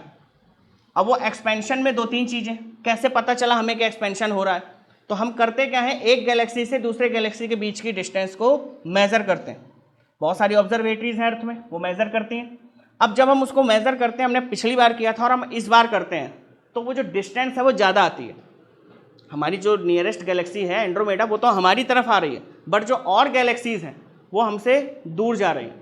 हम जितनी स्पीड से दूर जा रहे हैं वो हमसे उतनी स्पीड से दूर जा रही है। तो पहले जो हमने मेजर किया था और अब हम जो मेजर करते हैं उसमें मेजरमेंट में क्या है, डिफरेंस है। और डिफरेंस कैसा है, पॉजिटिव, यानी कि डिस्टेंस अब बढ़ गया। तो डिस्टेंस अगर 2 गैलेक्सीज के बीच का बढ़ गया तो इसका मतलब यह है कि the universe is expanding already, लगातार एक्सपेंड हो रहा है और आज भी वो होता ही जा रहा है, कंटिन्यूसली एक्सपेंडिंग। अब इसमें बिग बैंग के बाद पहले क्या आया, कुछ फोर्सेस आई, फोर्सेस के बाद टाइम और मैटर एग्जिस्टेंस में आ गया। इसके बाद कहीं बीच में हमारी गैलेक्सी बनी होगी, तो इस वाले रीजन में कहीं हमारी मॉडर्न गैलेक्सीज बनना स्टार्ट होती हैं। आपकी गैलेक्सी का नाम क्या है, मिल्की वे, पक्का। चलिए, अब इस मिल्की वे में आपका एक सोलर सिस्टम है। अब सोलर सिस्टम क्या है, गैलेक्सी क्या है, सुपर क्लस्टर क्या होते हैं, फिर गैलेक्सी ही अपने आप में क्या चीज़ें हैं, तो इसको अभी हम धीरे धीरे एक एक टर्म को ब्रेक करना स्टार्ट करते हैं, ठीक है। चलिए, तो अब ये क्या है, ये ह्यूमन है। तो बाद में हम एग्जिस्टेंस में आए, सोलर सिस्टम जो हमारा बन गया, फिर हमारी अर्थ जनरेट हो गई। अर्थ के जेनेसिस के बाद जब अर्थ में जो फायर बॉल वाला कॉन्सेप्ट था वो धीरे धीरे क्या होता गया, कूल डाउन होती गई। जब कूल डाउन हो गई तो एटमॉस्फेयर क्या हो गया, डेंस हो गया। जब एटमॉस्फेयर डेंस हो गया तो उसके बाद हमारी लाइफ स्टार्ट होती है। क्या स्टार्ट होगा? हमारी लाइफ स्टार्ट होगी। तो हमें इस ज्योग्राफी में पढ़ना किसके बारे में? लाइफ के बारे में नहीं, relation between life and earth, क्योंकि सिर्फ अर्थ के बारे में हम नहीं पढ़ रहे, हमें ह्यूमन ज्योग्राफी भी पढ़ना है, हमें बायोग्राफी भी पढ़ना है। तो यहाँ पर किसका रोल है? क्लाइमेट का और ह्यूमन का। चलें आगे। ये देखिए एवोल्यूशन ऑफ क्या है? यूनिवर्स। इस इमेज में कुछ आप एक चीज आइडेंटिफाई कर पा रहे होंगे। देखो कहीं फॉर्मेशन ऑफ सोलर सिस्टम लिखा है, दिख रहा है? तो फॉर्मेशन ऑफ सोलर सिस्टम आपको यहां दिखेगा। तो 13.8 ईयर अगो क्या हुआ था? Big bang. और उसके बाद लगभग 9 बिलियन ईयर अगो हमारा क्या बन गया था? Solar system. तो सोलर सिस्टम अगर बना है तो उसके पहले गैलेक्सी बन गई होगी, क्योंकि गैलेक्सी का पार्ट है सोलर सिस्टम। ठीक है, तो बिग बैंग हुआ। बिग बैंग किस में हुआ? सिंगुलैरिटी में। सिंगुलैरिटी की दो properties, infinite mass and infinite density. All of sudden इसमें एक ब्लास्ट हुआ और चारों तरफ मैटर का एग्जिस्टेंस हो गया। 360 डिग्री में सारा का सारा मैटर फ्लोट करने लगा या ट्रेवल करने लगा। ठीक है, आज भी जो आपका यूनिवर्स है वो एक्सपैंड हो रहा है, और यहाँ पर एक चीज जो एग्जिस्टेंस में आ गई, दैट इज टाइम। टाइम के साथ ये सारी चीजें हम पढ़ रहे हैं ना। तो पहले क्या थी? नेबुलर डस्ट थी। नेबुलर डस्ट ने एक दूसरे को अट्रैक्ट करना स्टार्ट किया। जब अट्रैक्ट करना स्टार्ट किया तो जैसे जैसे मास इंक्रीज होता जाता है, ग्रेविटेशनल पुल उसी रेशियो में इंक्रीज होता जाएगा। ठीक, अब जब ये इंक्रीज होगा तो ग्रेविटेशनल पुल ज़्यादा बढ़ेगा, तो अब वो ज़्यादा मॉलिक्यूल्स को अपनी तरफ अट्रैक्ट करेगा। जब अट्रैक्ट करेगा तो बड़ी बड़ी बॉडीज बन जाएंगी या ऑब्जेक्ट्स बन जाएंगे, जिनको हम जनरली बोलते हैं सेलेस्टियल बॉडीज। क्या बोलते हैं? Celestial bodies. अब यूनिवर्स का अगर हम साइज के अकॉर्डिंग कुछ कैटेगराइजेशन करें तो कुछ ऐसा बनेगा। तो पहले तो जो पूरा है, जो एक नॉन स्पेस है अभी तक, वो क्या है? यूनिवर्स। यूनिवर्स से बड़ा कुछ हमारे पास अभी नहीं है।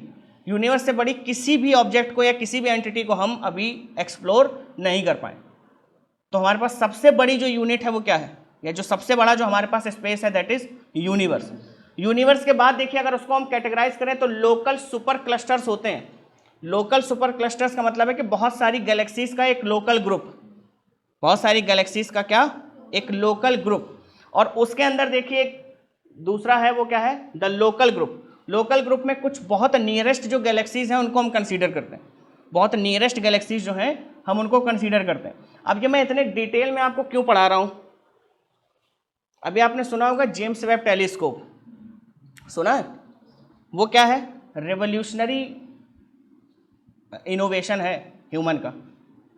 और उसके बाद बहुत सारी ऐसी इमेजेस जो हमारी फिजिक्स चेंज कर सकती हैं वो लगातार आ रही हैं। तो हो ना हो इस बार स्पेस लगातार न्यूज़ में है, तो वो आपसे क्या पूछ लेगा वो सिर्फ यूपीएससी जानता है। बट हम क्या कर सकते हैं कि उससे रिलेटेड जितनी इन्फॉर्मेशन हमारे पास है हम उसको बहुत अच्छे से, बहुत सुपरफिशियली नहीं, मतलब तरीके से चीज़ों को समझ लें, उनके टर्म समझ लें, ताकि कोई अगर क्वेश्चन आता है, और मैं अभी आपके पास कल, चूँकि ये टॉपिक कल एंड होगा, तो कल इसके क्वेश्चंस भी मैं लेकर के आऊँगा, प्रोबेबल क्वेश्चंस इसमें क्या बन सकते हैं। ठीक है, चलें आगे। ठीक, अब ये जो लोकल ग्रुप है इसमें एक गैलेक्सी है हमारी मिल्की वे गैलेक्सी। तो गैलेक्सी क्या होती है? Bundle of millions and billions of stars, ठीक है ना, इज नोन एज गैलेक्सी। क्या है? Group of billions of stars and planets and other celestial bodies is known as galaxy. ठीक है, इस गैलेक्सी के कॉर्नर में, इस गैलेक्सी का ये जो आपको स्पाइरल फॉर्म में दिखाई दे रहा है गैलेक्सी, इस गैलेक्सी के इस स्पाइरल में हमारा क्या है? Solar system. तो हमारा जो लोकल एड्रेस है वो क्या है इस यूनिवर्स में? Solar system. और उस लोकल एड्रेस में भी हमारा जो प्रिसाइजली जो होम है, हमारा जो हाउस है, वो क्या है? अर्थ। तो अर्थ है कि मदर अर्थ है? Mother earth. ठीक है ना, क्योंकि अगर अर्थ ना होती तो हम ना होते, तो वो है, इस वजह से हम हैं। तो सोलर सिस्टम, बहुत मिसकंसेप्शन ये है कि सोलर सिस्टम मिल्की वे के सेंटर में है। नहीं, वो फोर्थ स्पाइरल में है, यानी जो फोर्थ आर्म है सेंटर से जब हम 26,000 लाइट ईयर ट्रेवल करेंगे तब जाकर के हमको क्या मिलेगा, हमारा सोलर सिस्टम। समझ रहे हैं? तो एक मिसकंसेप्शन आज इसको यहाँ पे खत्म करके जाइए कि सोलर सिस्टम हमारे मिल्की वे के सेंटर में नहीं है। कहाँ पर है? फोर्थ आर्म में है, जिसको लोकल या ओराइन आर्म बोलते हैं। क्या बोलते हैं? लोकल आर्म या ओराइन आर्म। क्लियर है? चले आगे। चलिए, तो पहले आप ये देख लीजिए, इसके बाद अभी मैं बताता हूँ किस आर्म में है, कहाँ पर है, उसका पूरा एक डायग्राम है डिटेल्ड। चलिए, यूनिवर्स, यूनिवर्स के बाद लोकल सुपर क्लस्टर, फिर उसके बाद लोकल ग्रुप, फिर उसमें एक गैलेक्सी जिसका नाम है मिल्की वे, उसके फोर्थ आर्म में हमारा प्रेजेंस है, यानी हमारे सोलर सिस्टम का प्रेजेंस है। और सोलर सिस्टम में, हर सोलर सिस्टम में एक स्टार होगा और उसको रिवॉल्व करने वाले कुछ ना कुछ प्लैनेट्स होंगे। ठीक, हमारे सोलर सिस्टम में जो एक प्लैनेट है जिसमें हम रहते हैं, दैट इज अर्थ। तो हमारा सबसे लोकल, किसका? ओराइन आर्म। ओराइन क्या हुआ? कंफ्यूजन? अरे परेशान नहीं हो, अभी इसके बाद देखो, अभी पूरा डायग्राम के साथ मैं बताऊंगा कि कहाँ हैं हम सोलर सिस्टम में। तो ऐसे घबराइए नहीं, हर एक चीज का डाउट बस्ट करके ही जाऊंगा मैं, परेशान नहीं हो। ठीक है, चलिए, तो अब आप ये समझ गए कि सबसे बड़ा क्या है? यूनिवर्स। फिर उसके बाद क्या है? Local super cluster. फिर उसके बाद क्या है? लोकल ग्रुप है। लोकल ग्रुप में एक गैलेक्सी हमारी, उसमें जो एक सोलर सिस्टम है वो हमारा लोकल एड्रेस है, और जो हमारा हाउस है उस लोकल एड्रेस में, दैट इज अर्थ। और अर्थ में भी क्या है आपका कॉन्टिनेंट? क्या है आपका कॉन्टिनेंट? क्या है? एशिया। एशिया में कौन सा कंट्री? इंडिया। इंडिया में कौन सा स्टेट? उसमें कौन सा शहर? उसमें भी कौन सा एरिया? अलीगंज। और उसमें भी कोचापाइए। चलिए, बहुत बढ़िया। तो कहां से आप यूनिवर्स से ट्रैवल करते करते कहां आ गए? कोचापाइयस तक। तो ये है ज्योग्राफी का पावर। लाइट ईयर्स में लोग ट्रैवल करते हैं तब भी नहीं पहुंच पाते। और देखिए, हमने यहाँ पर बिग बैंग भी करा दिया, और उसके बाद हमने पूरा 13.8 बिलियन ईयर का जर्नी भी कंप्लीट कर दिया, और उसके बाद हम कहाँ गए? अपने अर्थ पर। तो अर्थ के पढ़ने से पहले सोलर सिस्टम पढ़ना इसलिए भी जरूरी है क्योंकि इस पिछले पूरे एक साल में या 6 महीने में बहुत सारे ऐसी कुछ इवेंट्स हुए हैं जो स्पेस साइंस में जिनको दिलचस्पी है उनके लिए बहुत, मतलब एक मिरेकल की तरह है। जैसे James Webb telescope. James Webb telescope ने अभी देखिए जुपिटर का बहुत शानदार एक तस्वीर निकाला था, मेरे पास होगा, ये वाला इमेज देखिए। ये इस तरीके का जुपिटर का इमेज हमारे पास इससे पहले था ही नहीं। पानी दे दो। जुपिटर का ये इमेज हमारे पास था ही नहीं। ये कार्टव्हील गैलेक्सी, ये अभी नया हमें ये मिला है जेम्स वेब टेलीस्कोप से इमेज। इसके पहले हमारे पास था नहीं। हाँ, हम जानते थे कि ऐसा एक गैलेक्सी होगा जिसमें पेरिफेरी में बहुत डेंस स्टार्स होंगे और सेंटर में होंगे, लेकिन बीच में बहुत ज़्यादा उसमें डेंसिटी नहीं होगी। बट हमको ये कहाँ मिल रहा है? अब किसकी वजह से मिल पा रहा है? James Webb telescope. और लगातार न्यूज़ में है ये। अब इसका जो ऑर्बिट है L2 वो भी डिबेट में रहता है। अब इसमें जाकर के एक मीटेरॉइड टकरा गया है। क्या टकरा गया? मीटेरॉइड टकरा गया। अब मीटेरॉइड, मीटियोर, मीटियोराइट, इसमें भी डिफरेंस है, तो ये भी देखना पड़ेगा। फिर एस्टेरॉइड भी है और कॉमेट भी है। तो ये जो बेसिक टर्म है, मेरे हिसाब से आपको इस बार बहुत अच्छे से प्रिपेयर कर लेने चाहिए। सोलर सिस्टम से इस बार जितनी प्रोबेबिलिटी है क्वेश्चन बनने की, इतनी पिछले 10 साल में कभी नहीं थी। तो इस साल जो डेवलपमेंट हुए हैं इस स्पेस साइंस में, उसके अकॉर्डिंग अगर चलें, ट्रेंड को थोड़ा सा देखने की कोशिश करें, तो मेरे हिसाब से इससे एक क्वेश्चन तो कम से कम आना चाहिए। वो या तो यूपीएससी में आ जाएगा या फिर यूपीपीसीएस में आ जाएगा। ठीक है, तो जो बेसिक टर्म्स हैं कम से कम वो तो हम कर ही लें कि अगर बहुत बेसिक क्वेश्चन पूछ लेगा तो हम करने की कंडीशन में होंगे।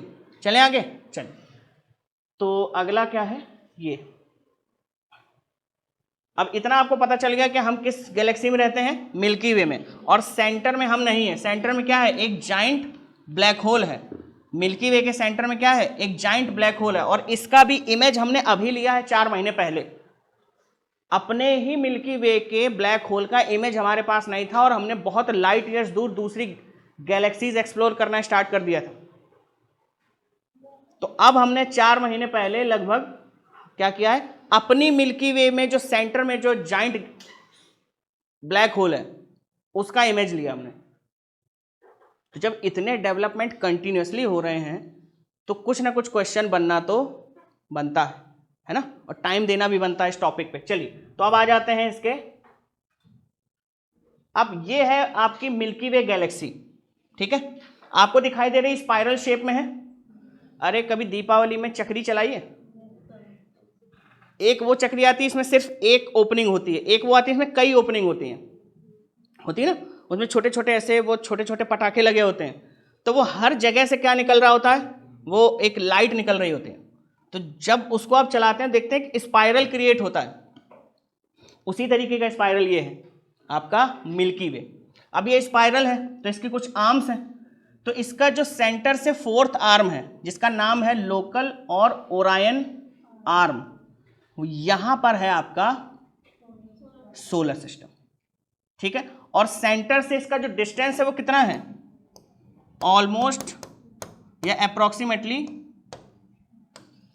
27,000 लाइट ईयर। तो ये वो इंफॉर्मेशन है जो आपको कहीं ना कहीं नोट करके जरूर रख लेनी चाहिए। इससे होगा ये कि अगर इस एरिया से क्वेश्चन आया तो आपको कम से कम कुछ आइडिया रहेगा कि नहीं हाँ ये चीजें मैंने सुनी है और मैं इसमें डिफरेंशिएट कर लूंगा या कर लूंगी। बट अगर आपने सुना ही नहीं होगा और एक क्वेश्चन आ जाएगा तो आपका नुकसान हो जाएगा। तो एक भी क्वेश्चन ऐसा आपको नहीं छोड़ना है जो ग्रे एरिया से है, क्योंकि कोर तो आप बहुत अच्छे से पढ़ते हैं नो डाउट, लेकिन अगर ग्रे एरिया ऐसे हैं जो 20-25 हैं और आप छोड़ते गए तो आप 25 क्वेश्चन के लॉस में ऑलरेडी। तो कैसे आप सोचते हैं कि आपका सिलेक्शन प्री में ही हो जाएगा, मेंस तो छोड़िए बहुत दूर की बात, ठीक है। तो इन सब चीज़ों पे भी जैसे जो न्यूज़ में चीज़ें चल रही होती हैं उसमें क्या करना है आपको फोकस जरूर करना, ठीक है।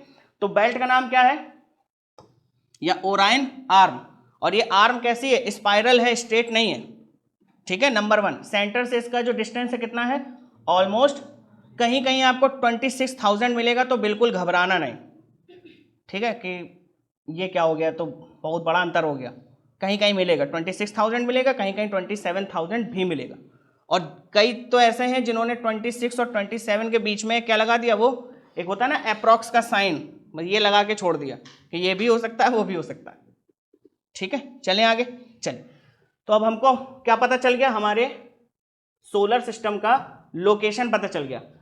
ये कुछ रियल इमेज टाइप का है, ये जो है कुछ रियल इमेज टाइप का। तो ये जहां पर ये बना हुआ है, ये सर्कल जहां पर बना हुआ है, ये है इसका लोकेशन सोलर सिस्टम का, और ये क्या है इसका सेंटर, और ये डिस्टेंस कितना है 27,000 लाइट ईयर, ठीक है। यानी कि आप 20,000 ईयर्स लाइट की स्पीड से ट्रैवल करेंगे तब आप कहाँ पहुँचेंगे अपने सोलर सिस्टम से, अपने गैलेक्सी के सेंटर पर।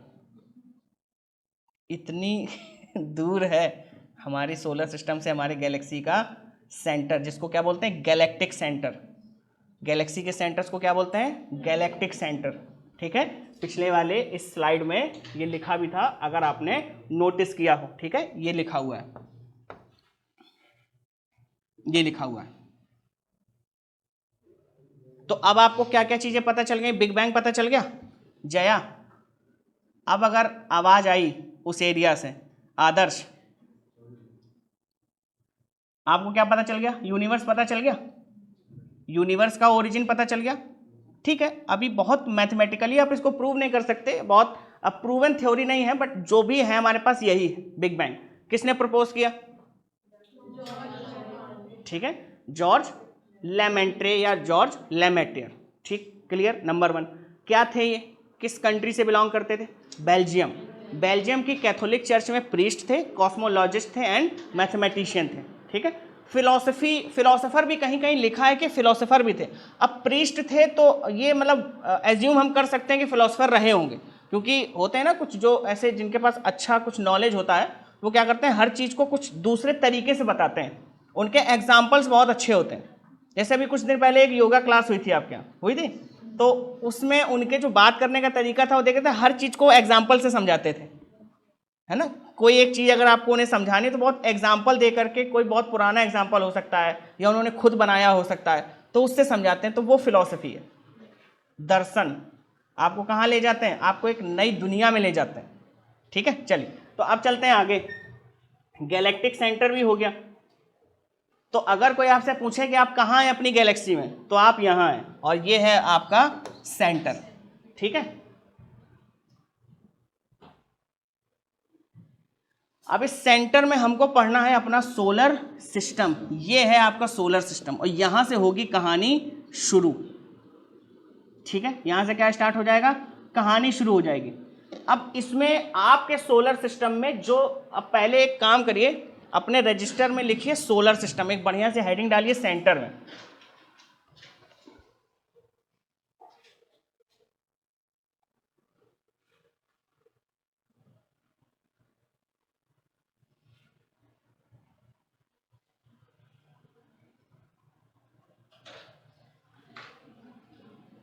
दिख रहा है ये डायग्राम। अब ये डायग्राम आपको अपनी कॉपी पे बनाना है। ये तो बनेगा नहीं, कैसे बनेगा, कैसी बात कर रहे हैं सर, ना तो स्केच लाए हैं ना इतनी अच्छी आर्ट है 3D में बना देंगे। कुछ नहीं करना, आपको क्या करना है, बेसिकली आपको ऐसे एक स्टार बनाना है अपनी कॉपी में और ऐसे गोले बना देने हैं। इस तरीके से बना दीजिए। तो एक आपके पास स्टार है दैट इज सन, और उसके बाद क्या है, कुछ प्लैनेट्स हैं। कितने प्लैनेट्स हैं, 8 या 9? 8 प्लैनेट्स हैं। जो प्लूटो था वो क्या है, डॉर्फ प्लैनेट है, तो उसको प्लैनेट की डेफिनेशन से बाहर कर दिया है। ठीक है, चलिए, तो अभी इसके बीच के डिफरेंस भी हमको देखने पड़ेंगे।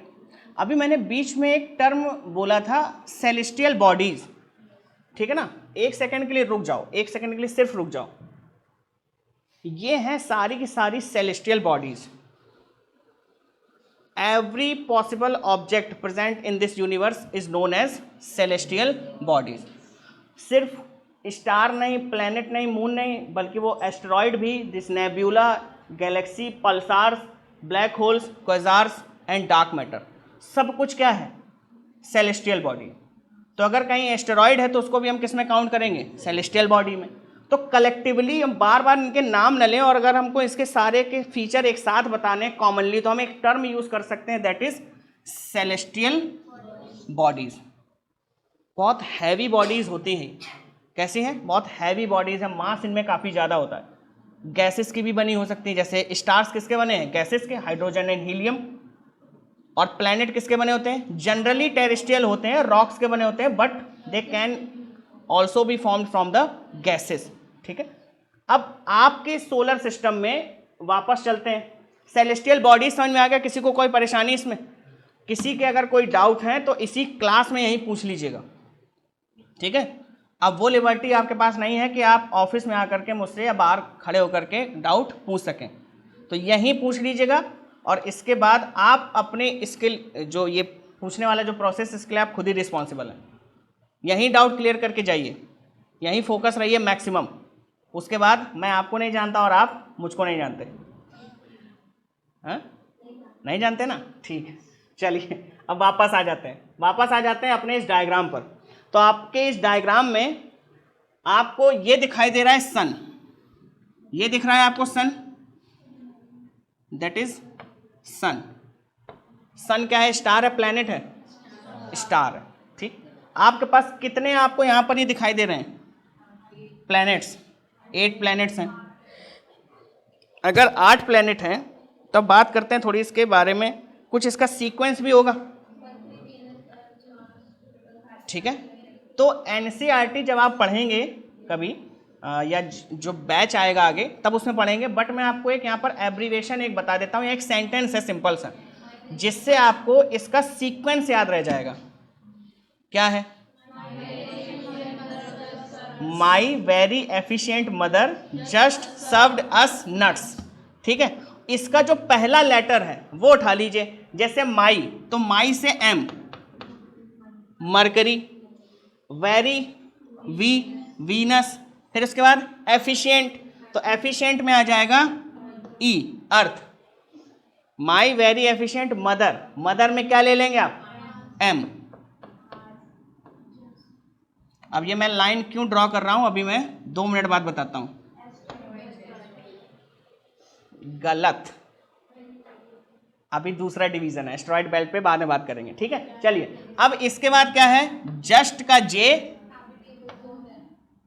नहीं,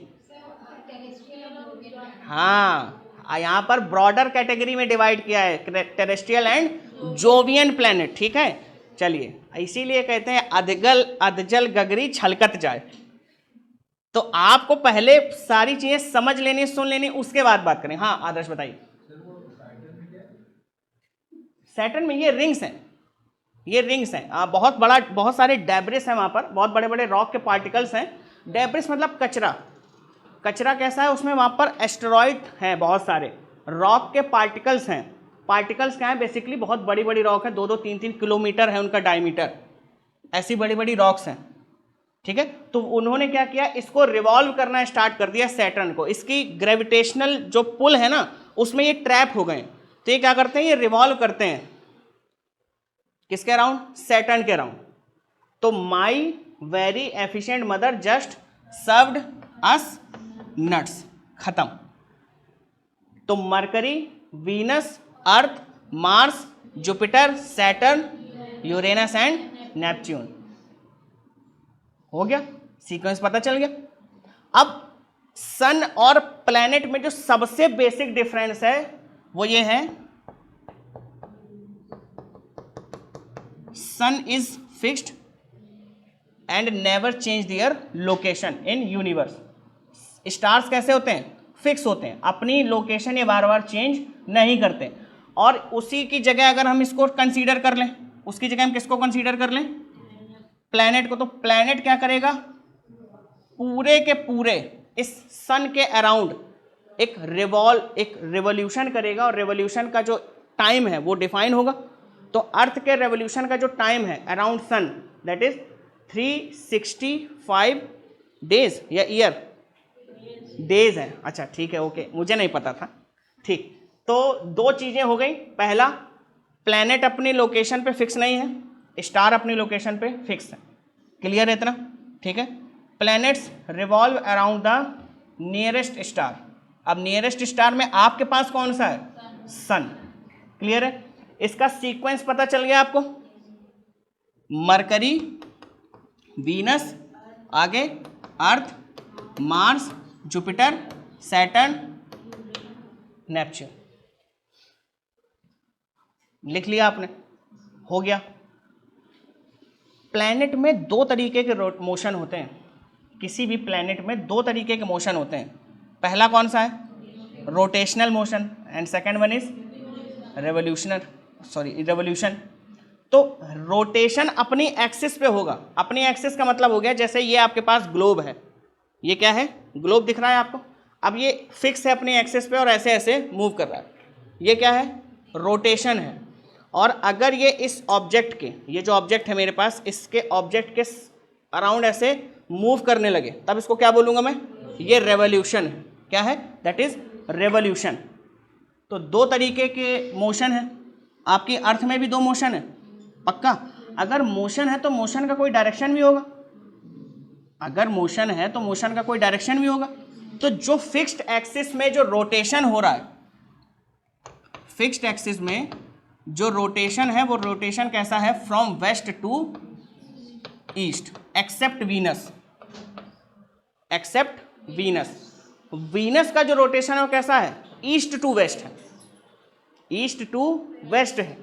अब मुझे कोई इसमें क्लॉकवाइज और अगर एंटी क्लॉकवाइज का जो सिस्टम है वो अगर मुझे कोई बता दे तो मैं आज ही खुश हो जाऊंगा, अभी तुरंत। हाँ, अब एक डायरेक्शन है वेस्ट टू ईस्ट, दूसरा डायरेक्शन है ईस्ट टू वेस्ट। अब कौन सा क्लॉकवाइज है, कौन सा एंटी क्लॉकवाइज है, आप बता दीजिए।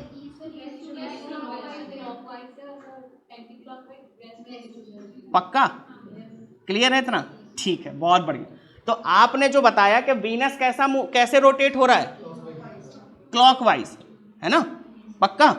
और बाकी सारे 7 प्लैनेट्स एंटी क्लॉकवाइज।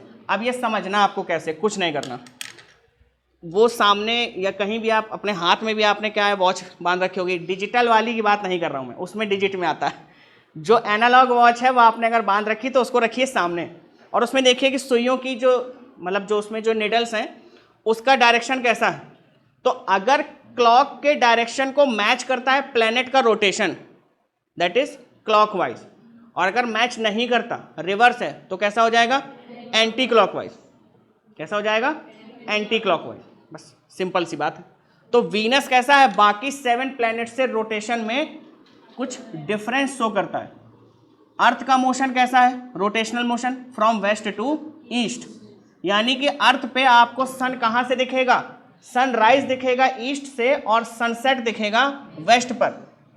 और वीनस में कैसा होगा, हाँ, सनराइज दिखेगा वेस्ट से और सनसेट दिखेगा ईस्ट पर। ये बेसिक डिफरेंस था जो प्लैनेट्स के बीच में था।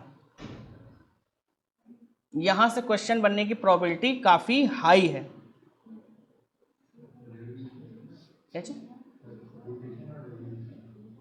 नहीं, अभी हम बात कर रहे थे सिर्फ रोटेशन की, अभी रेवोल्यूशन पे बात नहीं हुई है, अभी रेवोल्यूशन पे बात कर रहे हैं, ठीक है ना। अभी सिर्फ रोटेशन की बात है। रोटेशन का मतलब ये है आदर्श कि जैसे ये एक ग्लोब है, मैंने इसको पकड़ रखा, ठीक है, अब ये फिक्स है अपनी जगह पर।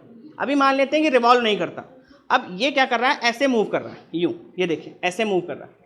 तो आप जब ये इस तरीके का डायरेक्शन बनाते हैं तो ऊपर आप क्या लेते हैं, नॉर्थ लेते हैं, नीचे क्या लेते हैं, साउथ, इधर वेस्ट लेते हैं और इधर ईस्ट लेते हैं। तो अगर हम इस ग्लोब को यूं रख दें तो इस साइड क्या है, वेस्ट है, इस साइड क्या है, ईस्ट है। तो मैं इसको ऐसे रोटेट करूंगा, अगर मैं इसको यूं कर दूंगा तो फिर तो ये गलत हो जाएगा, ये ईस्ट टू वेस्ट हो जाएगा। तो हमें रोटेशन कैसा करना है अर्थ का, वेस्ट टू ईस्ट। तो अपनी फिक्स एक्सिस पर जो अर्थ का मूवमेंट है दैट इज रोटेशन, और इसका डायरेक्शन कैसा, फ्रॉम वेस्ट टू ईस्ट, ठीक। अब ये क्लॉकवाइज है कि एंटी क्लॉकवाइज है। अब मैं ये ले लेता हूं सामने और इसके नीचे ऐसे आप वॉच रख दीजिए, तो वॉच की जो निडल है उसका डायरेक्शन ऐसा है, कैसा है direction, from east to west, ठीक है ना। अगर हम ईस्ट वेस्ट में उसको मेजर कर लें या हम उसको कम से कम इमेजिन कर सके तो कैसा है, ईस्ट टू वेस्ट है, और इसका डायरेक्शन कैसा है, वेस्ट टू ईस्ट। तो मेजर या majority of planets are rotating in anti clockwise या clockwise, anti clockwise direction, except Venus. मौसी कौन है, सिस्टर ऑफ अर्थ, वीनस, ठीक है, क्या बोलते हैं, मौसी। हाँ हाँ, अरे मजाक मान रहे हैं आप, मौसी हैं वो, सिस्टर ऑफ अर्थ बोलते हैं। अगर अर्थ मदर है तो मदर की सिस्टर क्या हुई, रीजनिंग का क्वेश्चन, अरे आते हैं ब्लड रिलेशन, सिंपल से बताना है, मदर की अगर बहन सिस्टर है तो क्या हो गई, मौसी हो गई। अब लोग इतना छोटा सा आपको आने रहा, वो घुमा के दे देगा फिर सीसेट में, फिर आप कहोगे कि लीजिए प्रिपेयर नहीं कराया आपने। तो मैं तो पूछ रहा हूँ ब्लड रिलेशन, एक क्वेश्चन आउट हो गया आपका। चलें आगे। अच्छा, ये किसको समझ में नहीं आया, एंटी क्लॉकवाइज और क्लॉकवाइज क्या हुआ, किसका है, कोई बात नहीं। फोन किसका है, ये किसी का बैग में पड़ा हुआ है और वो बज रहा है, सब अपना अपना चेक कर लो।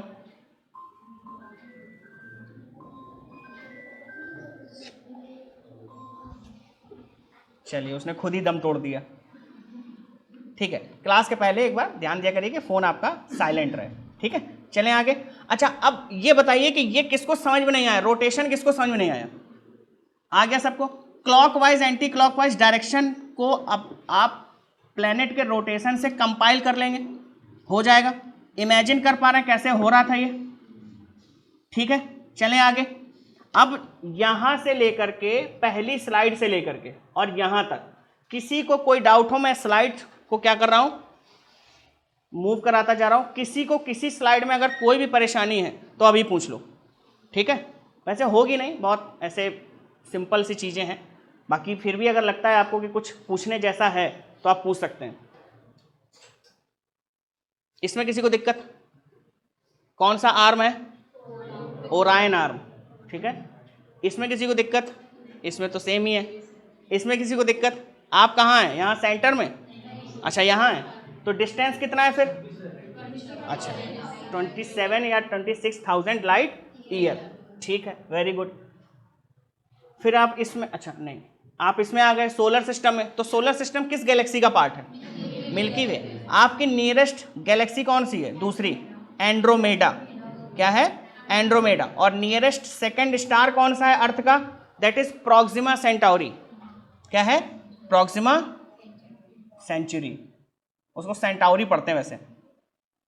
तो अब लिखा है आपकी बुक में है, इसमें इतना परेशान नहीं होना, बुक में सब लिखा है आपकी, उसमें और भी फैक्ट लिखे हैं। तो ये जो रैंडम फैक्ट्स हैं जिनमें सिर्फ आपको चीज़ें पढ़ लेनी है, वो मैं एक्सप्लेन नहीं कर रहा हूँ। जहाँ पर चीज़ें समझाने की और समझने की ज़रूरत है वो हमने बात कर ली। सीक्वेंस याद रहेगा पक्का? अच्छा, तो अब इसमें एक छोटी सी बात ये कर लेते हैं। ये आपको दिखाई दे रहा है, ये सन है और ये वो स्टार्ट के 4 प्लैनेट हैं, फिर एक ये बेल्ट दिख रही है आपको, दिख रही है? उसके बाद ये 4 दिखाई दे रहे हैं आपको, ये 4, और इसको हमने क्या कर दिया, एलिमिनेट कर दिया, इसको हम प्लैनेट नहीं मानते। कौन सा है ये? प्लूटो, इसको हम प्लैनेट अब नहीं मानते। जो स्टार्टिंग के 4 प्लैनेट हैं वो रॉकी सरफेस है, उनकी जो सरफेस है कैसा है, रॉकी है, नंबर 1। तो इनका जो नाम रखते हैं उनको बोलते हैं हम टेरेस्ट्रियल प्लैनेट। क्या बोलते हैं? Terrestrial planet. और जो लास्ट वाले हैं इनका क्या नाम है? Jovian planet. ये बाद वाले किससे बने हैं? गैसेस से। They are made up of gases and initial 4 are made up of solid rocks.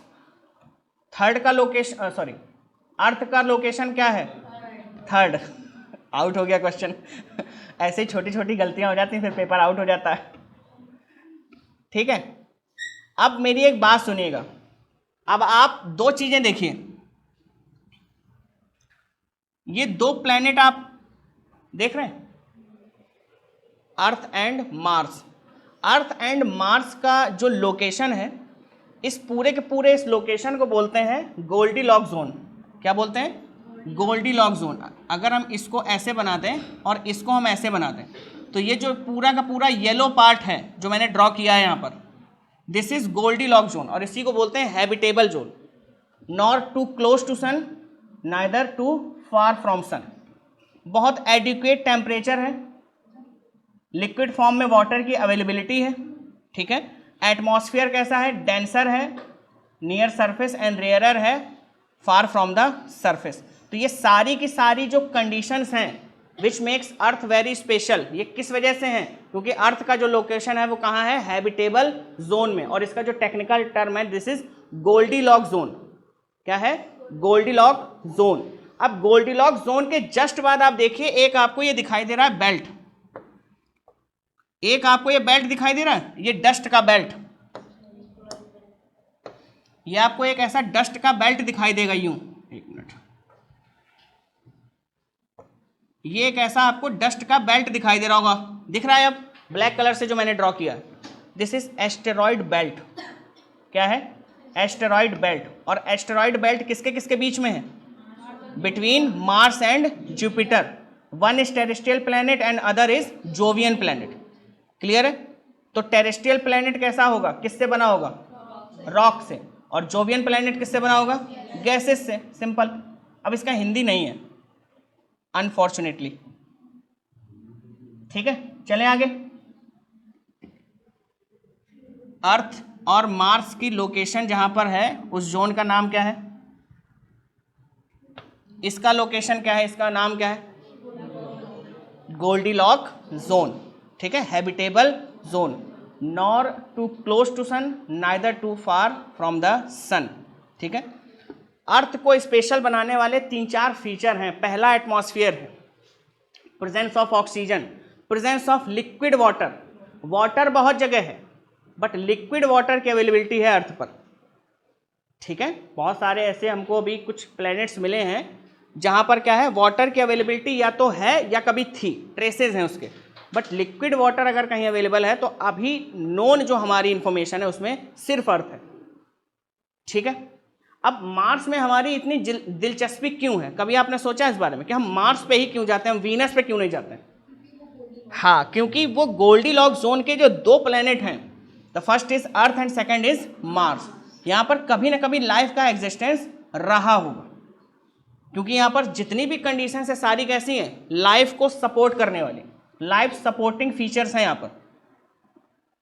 Adequate energy, adequate heat मिलती है, बहुत ज़्यादा नहीं है। अच्छा, सबसे हॉटेस्ट प्लेनेट कौन सा है? मरकरी, बहुत बढ़िया, गलत। दूसरा कौन सा है उसके बाद? वीनस। क्यों है? वीनस ज़्यादा हीट को इंटरसेप्ट कर रहा है, मरकरी छोटा सा है, पास है, तो क्या हुआ, हीट को इंटरसेप्ट क्या करता है, बहुत कम हीट को इंटरसेप्ट करेगा। इंटरसेप्ट करने मतलब रोकना। और ये देखिए ये बड़ा है काफ़ी, ये छोटा सा है वीनस, सॉरी मरकरी, और ये बड़ा सा है वीनस, ये ज़्यादा हीट को इंटरसेप्ट करता है। और मरकरी और वीनस दोनों का अगर कंपेयर करें उसके रोटेशन पर, तो किसका डायरेक्शन क्लॉकवाइज और किसका डायरेक्शन एंटी क्लॉकवाइज है? वीनस का कैसा है, क्लॉकवाइज, और मरकरी एंटी क्लॉकवाइज। ठीक है, presence of asteroid belt between Mars and Jupiter. ठीक है, क्लियर है इतना? सीक्वेंस याद हो गया? हो गया? गौरव बताओ क्या लिख दूं मैं यहां पर? Mercury, Venus, Earth, Mars, Jupiter, आगे क्या, यूरेनस एंड नेपच्यून। ठीक है, my very efficient mother just served us nut. NCERT में लिखा है, खेल खेल में याद हो जाता है, वैसे नहीं याद होता। ठीक है, एस्टेरॉइड बेल्ट कहाँ पर है ये याद रखिएगा, गोल्डीलॉक्स जोन क्या है वो याद रखिएगा, गोल्डीलॉक्स जोन के फीचर्स। ठीक, अब इसमें किसी को दिक्कत, हम सोलर सिस्टम के एंड पर हैं, सेलेस्टियल बॉडीज में किसी को कोई दिक्कत नहीं है? पक्का? आगे चलें फिर अदर सेलेस्टियल बॉडीज में चलें। तो अदर सेलेस्टियल बॉडीज में ये आपने देख ली इतनी सारी होती हैं। अब बात करते हैं इसकी, इसको उठा लो, क्या है, एस्टेरॉइड्स एंड कॉमेट्स। अब एक होता है मीटियोरॉइड, एक होता है मीटियोर, और एक होता है मीटियोराइट। तीनों होते हैं ना अलग अलग। तो अब ये कैसे पता चलेगा, कैसे आइडेंटिफाई करेंगे आपके कौन सा क्या है? स्पीड पे नहीं, उसका किस एरिया में प्रेजेंस है। हमारे एटमॉस्फेयर में है और फ्रिक्शन हो रहा है, और उसमें एक बहुत लंबी डस्ट की टेल दिखाई दे रही है, दैट इज मीटियोर। और वो कैसे भी करके अगर सरवाइव कर जाता है उसका छोटा सा पार्ट और आके अर्थ को हिट करता है, दैट इज मीटियोरॉइट। ठीक है ना, RITE। और जब ये स्पेस में है सेम ऑब्जेक्ट, तब इसको बोलते हैं मीटियोरॉइड, ROID। देखो डिफरेंस, आज के बाद नहीं भूलोगे, ये मेरा वादा है। दिख रहा है? सबसे ऊपर क्या लिखा है देखो, मीटियोरॉइड लिखा है, वो है meteoroids, generally present in space. Space क्या है? Beyond atmosphere, everything is space. Clear हो गया? मीटियोरॉइड क्लियर हो गया? क्या है? रॉक बॉडीज हैं और बहुत बड़े बड़े ऑब्जेक्ट्स हैं। ये कैसे ऑब्जेक्ट्स हैं? मैसिव ऑब्जेक्ट्स हैं। अब एस्टेरॉइड से अगर आप इनको कंपेयर करेंगे तो एस्टेरॉइड से बहुत छोटे होते हैं, but itself is a massive object. Asteroid से कभी टूट जाता है कोई छोटा टुकड़ा तो उसको क्या बोलते हैं? मीटेरॉइड। ठीक है, अब ये मीटेरॉइड अगर आ जाए हमारे इसमें, एंटर कर जाए एटमॉस्फेयर में, और एटमॉस्फेयर में जब एंटर करेगा तो इसकी स्पीड है बहुत ज़्यादा, और हमारे एटमॉस्फेयर में गैसेज हैं प्लस डस्ट पार्टिकल्स हैं, तो उससे इसका क्या होगा? फ्रिक्शन होगा, और फ्रिक्शन में हीट का लॉस होता है या एनर्जी का लॉस होता है। तो आपको क्या देखने को मिलेगी? ऐसे एक टेल देखने को मिलेगी, डस्ट टेल। क्या देखने को मिलेगा? आपको एक डस्ट टेल देखने को मिलेगी। ये है वो डस्ट टेल जिसको शूटिंग स्टार्स भी बोलते हैं। तो शूटिंग स्टार्स आर मीटियोर्स। अरे नासा वो बोलता है ना, कभी कभी न्यूज़पेपर में आता है, न्यूज़ में आता है कि आज today is meteor sharp between 2 to 3 AM। जाते हैं बाहर, आप देखते हैं तो चमकती हुई लाइट दिखाई देती है। अरे यूट्यूब पे जाइएगा, बहुत अच्छे अच्छे वीडियोस पढ़ें। इसी साल 2022 में लगभग 10 इंसिडेंट हो चुके हैं ऐसे जिसमें बहुत हैवी मीटियोर शार हुआ था। तो जाइए यूट्यूब पे देखिए, यूट्यूब पे जाके ये सब चीज़ें देखा करिए। सिर्फ इंस्टाग्राम चलाने के लिए नहीं होता है फ़ोन, और भी कुछ चलाया जा सकता है उसमें। ठीक है, और इंस्टाग्राम पे आप लगभग 4-5 घंटे तो बिताते होंगे दिन में। अरे नहीं, झूठ नहीं बोलो, झूठ नहीं चलेगा, ये तो कम बता दिया। वो इस वजह से मुंडी हिला रही कि सर कहाँ 5 घंटे, इसको जस्ट मल्टीप्लाई करिए 2 से, तब बात बनेगी कुछ। वो इस वजह से मुंडी हिला रही, अरे 5 कहाँ, 5 तो मतलब ऐसे स्क्रॉल करते करते निकल जाता है। सबसे टाइम टेकिंग और सबसे ज़्यादा इन्फ्लुएंसिंग प्लेटफॉर्म है इंस्टाग्राम। ठीक है, ये मैं नहीं कह रहा, अकॉर्डिंग टू इंडियन एक्सप्रेस बता रहा हूँ, समझ रहे हैं? इतना इन्फ्लुएंसिव, इतना ज़्यादा टाइम टेकिंग प्लेटफॉर्म अभी तक बना ही नहीं, वो कोई भी हो, फेसबुक हो और बाकी जो प्लेटफॉर्म सारे, इतना टाइम टेकिंग कोई है ही नहीं, ठीक है?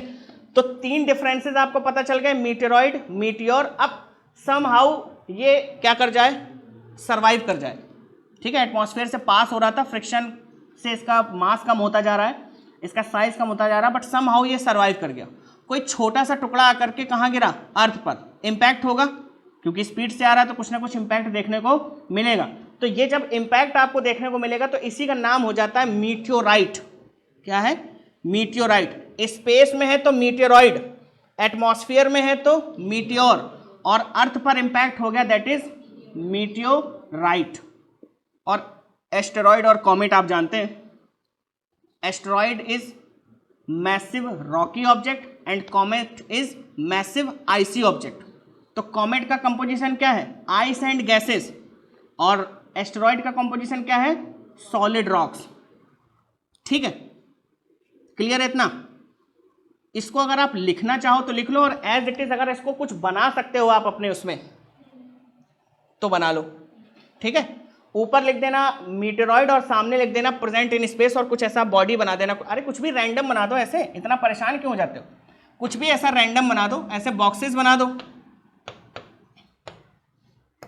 और यहां पर लिख देना एटमॉस्फेयर, और इसमें ऐसे बना देना शूटिंग स्टार्स। यूनिवर्स में कोई बुरा नहीं मान रहा अगर आप शूटिंग स्टार्स बहुत अच्छे नहीं बना पाए।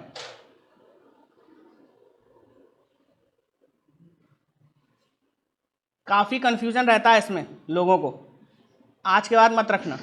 और इस इमेज का जो क्रेडिट है वो जाता है नासा को, ये नासा की वेबसाइट से निकाली है मैंने, तो मैं बता दूं, पता चले कॉपीराइट का कुछ इशू हो जाए, तो पूरा इस पे क्या है, क्रेडिट है नासा का।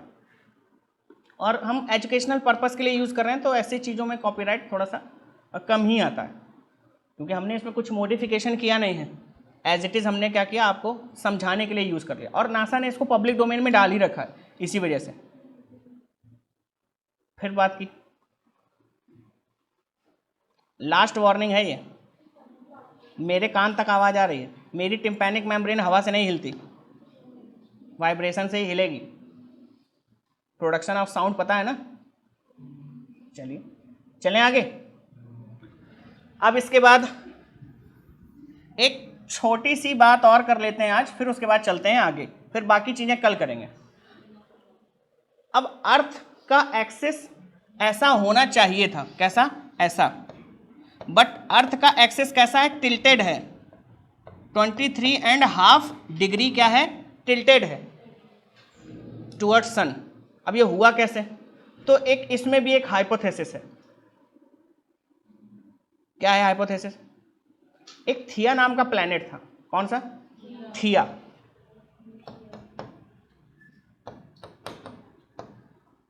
और ये आकर के किससे टकरा गया? इसका कोलिजन हुआ अर्थ से। जब इसका अर्थ से कोलिजन हुआ तो बहुत सारा तो पहले डेब्रिस क्रिएट हुआ, ठीक है? बहुत बड़े बड़े रॉक के पार्टिकल्स क्रिएट हो गए, बहुत बड़े बड़े रॉक के जो बोल्डर्स हैं वो क्रिएट हो गए, प्लस एक इम्पैक्ट हुआ अर्थ पर, और इम्पैक्ट से अर्थ का जो एक्सिस है वो टिल्ट हो गया। कितना? 23.5 डिग्री, नंबर 1 ये। फिर दूसरा जो है, दूसरा ये हुआ कि अब जो डेब्रिस क्रिएट हुआ था दोनों के कोलिजन से, उससे क्या बन गया? ग्रेविटेशनल पुल की वजह से मून। तो मून का जो ओरिजिन है और अर्थ का जो टिल्ट है, उसके पीछे एक रीजन है, दैट इज प्लेनेट थिया। तो कोलिजन हुआ अर्थ से, अर्थ पहले स्ट्रेट था एकदम सीधा, फिर उसका क्या हो गया? टिल्ट हो गया टुवर्ड्स सन, और डिग्री क्या है? 23.5 डिग्री। क्लियर है? चलें आगे। और फिर इसी के डेब्रिस से क्या बन गया? मून। तो अब यहां देखिए, इधर ये आया थिया प्लेनेट, इसका कोलिजन हुआ, फिर ये डेब्रिस क्रिएट हुआ, और डेब्रिस क्रिएट होने के बाद ये बन गया आपका moon.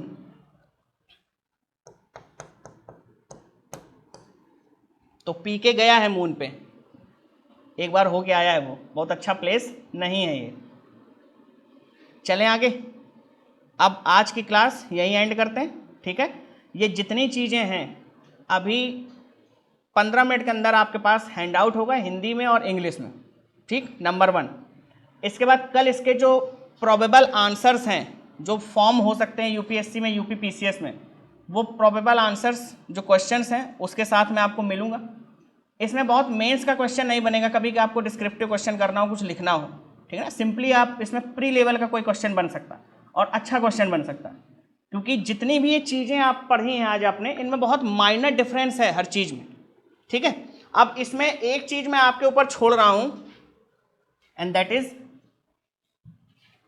Difference between star and planet. क्या है ये डिफरेंस बिटवीन स्टार एंड, ये बहुत सुपरफिशियल डिवीजन है, ये डिफरेंस है। इसके बाद आपको मिलेगा ये, इसको देख लेना अच्छे से, इसमें ऐसा कुछ भी नहीं है जो मैंने बताते बताते आपको नहीं बता दिया इस क्लास में, ठीक है। तो चलते हैं अब, ठीक है, चलिए सेशन एंड करते हैं और कल होती है मुलाकात। कल टाइम का ध्यान रखना है आप सब लोगों को।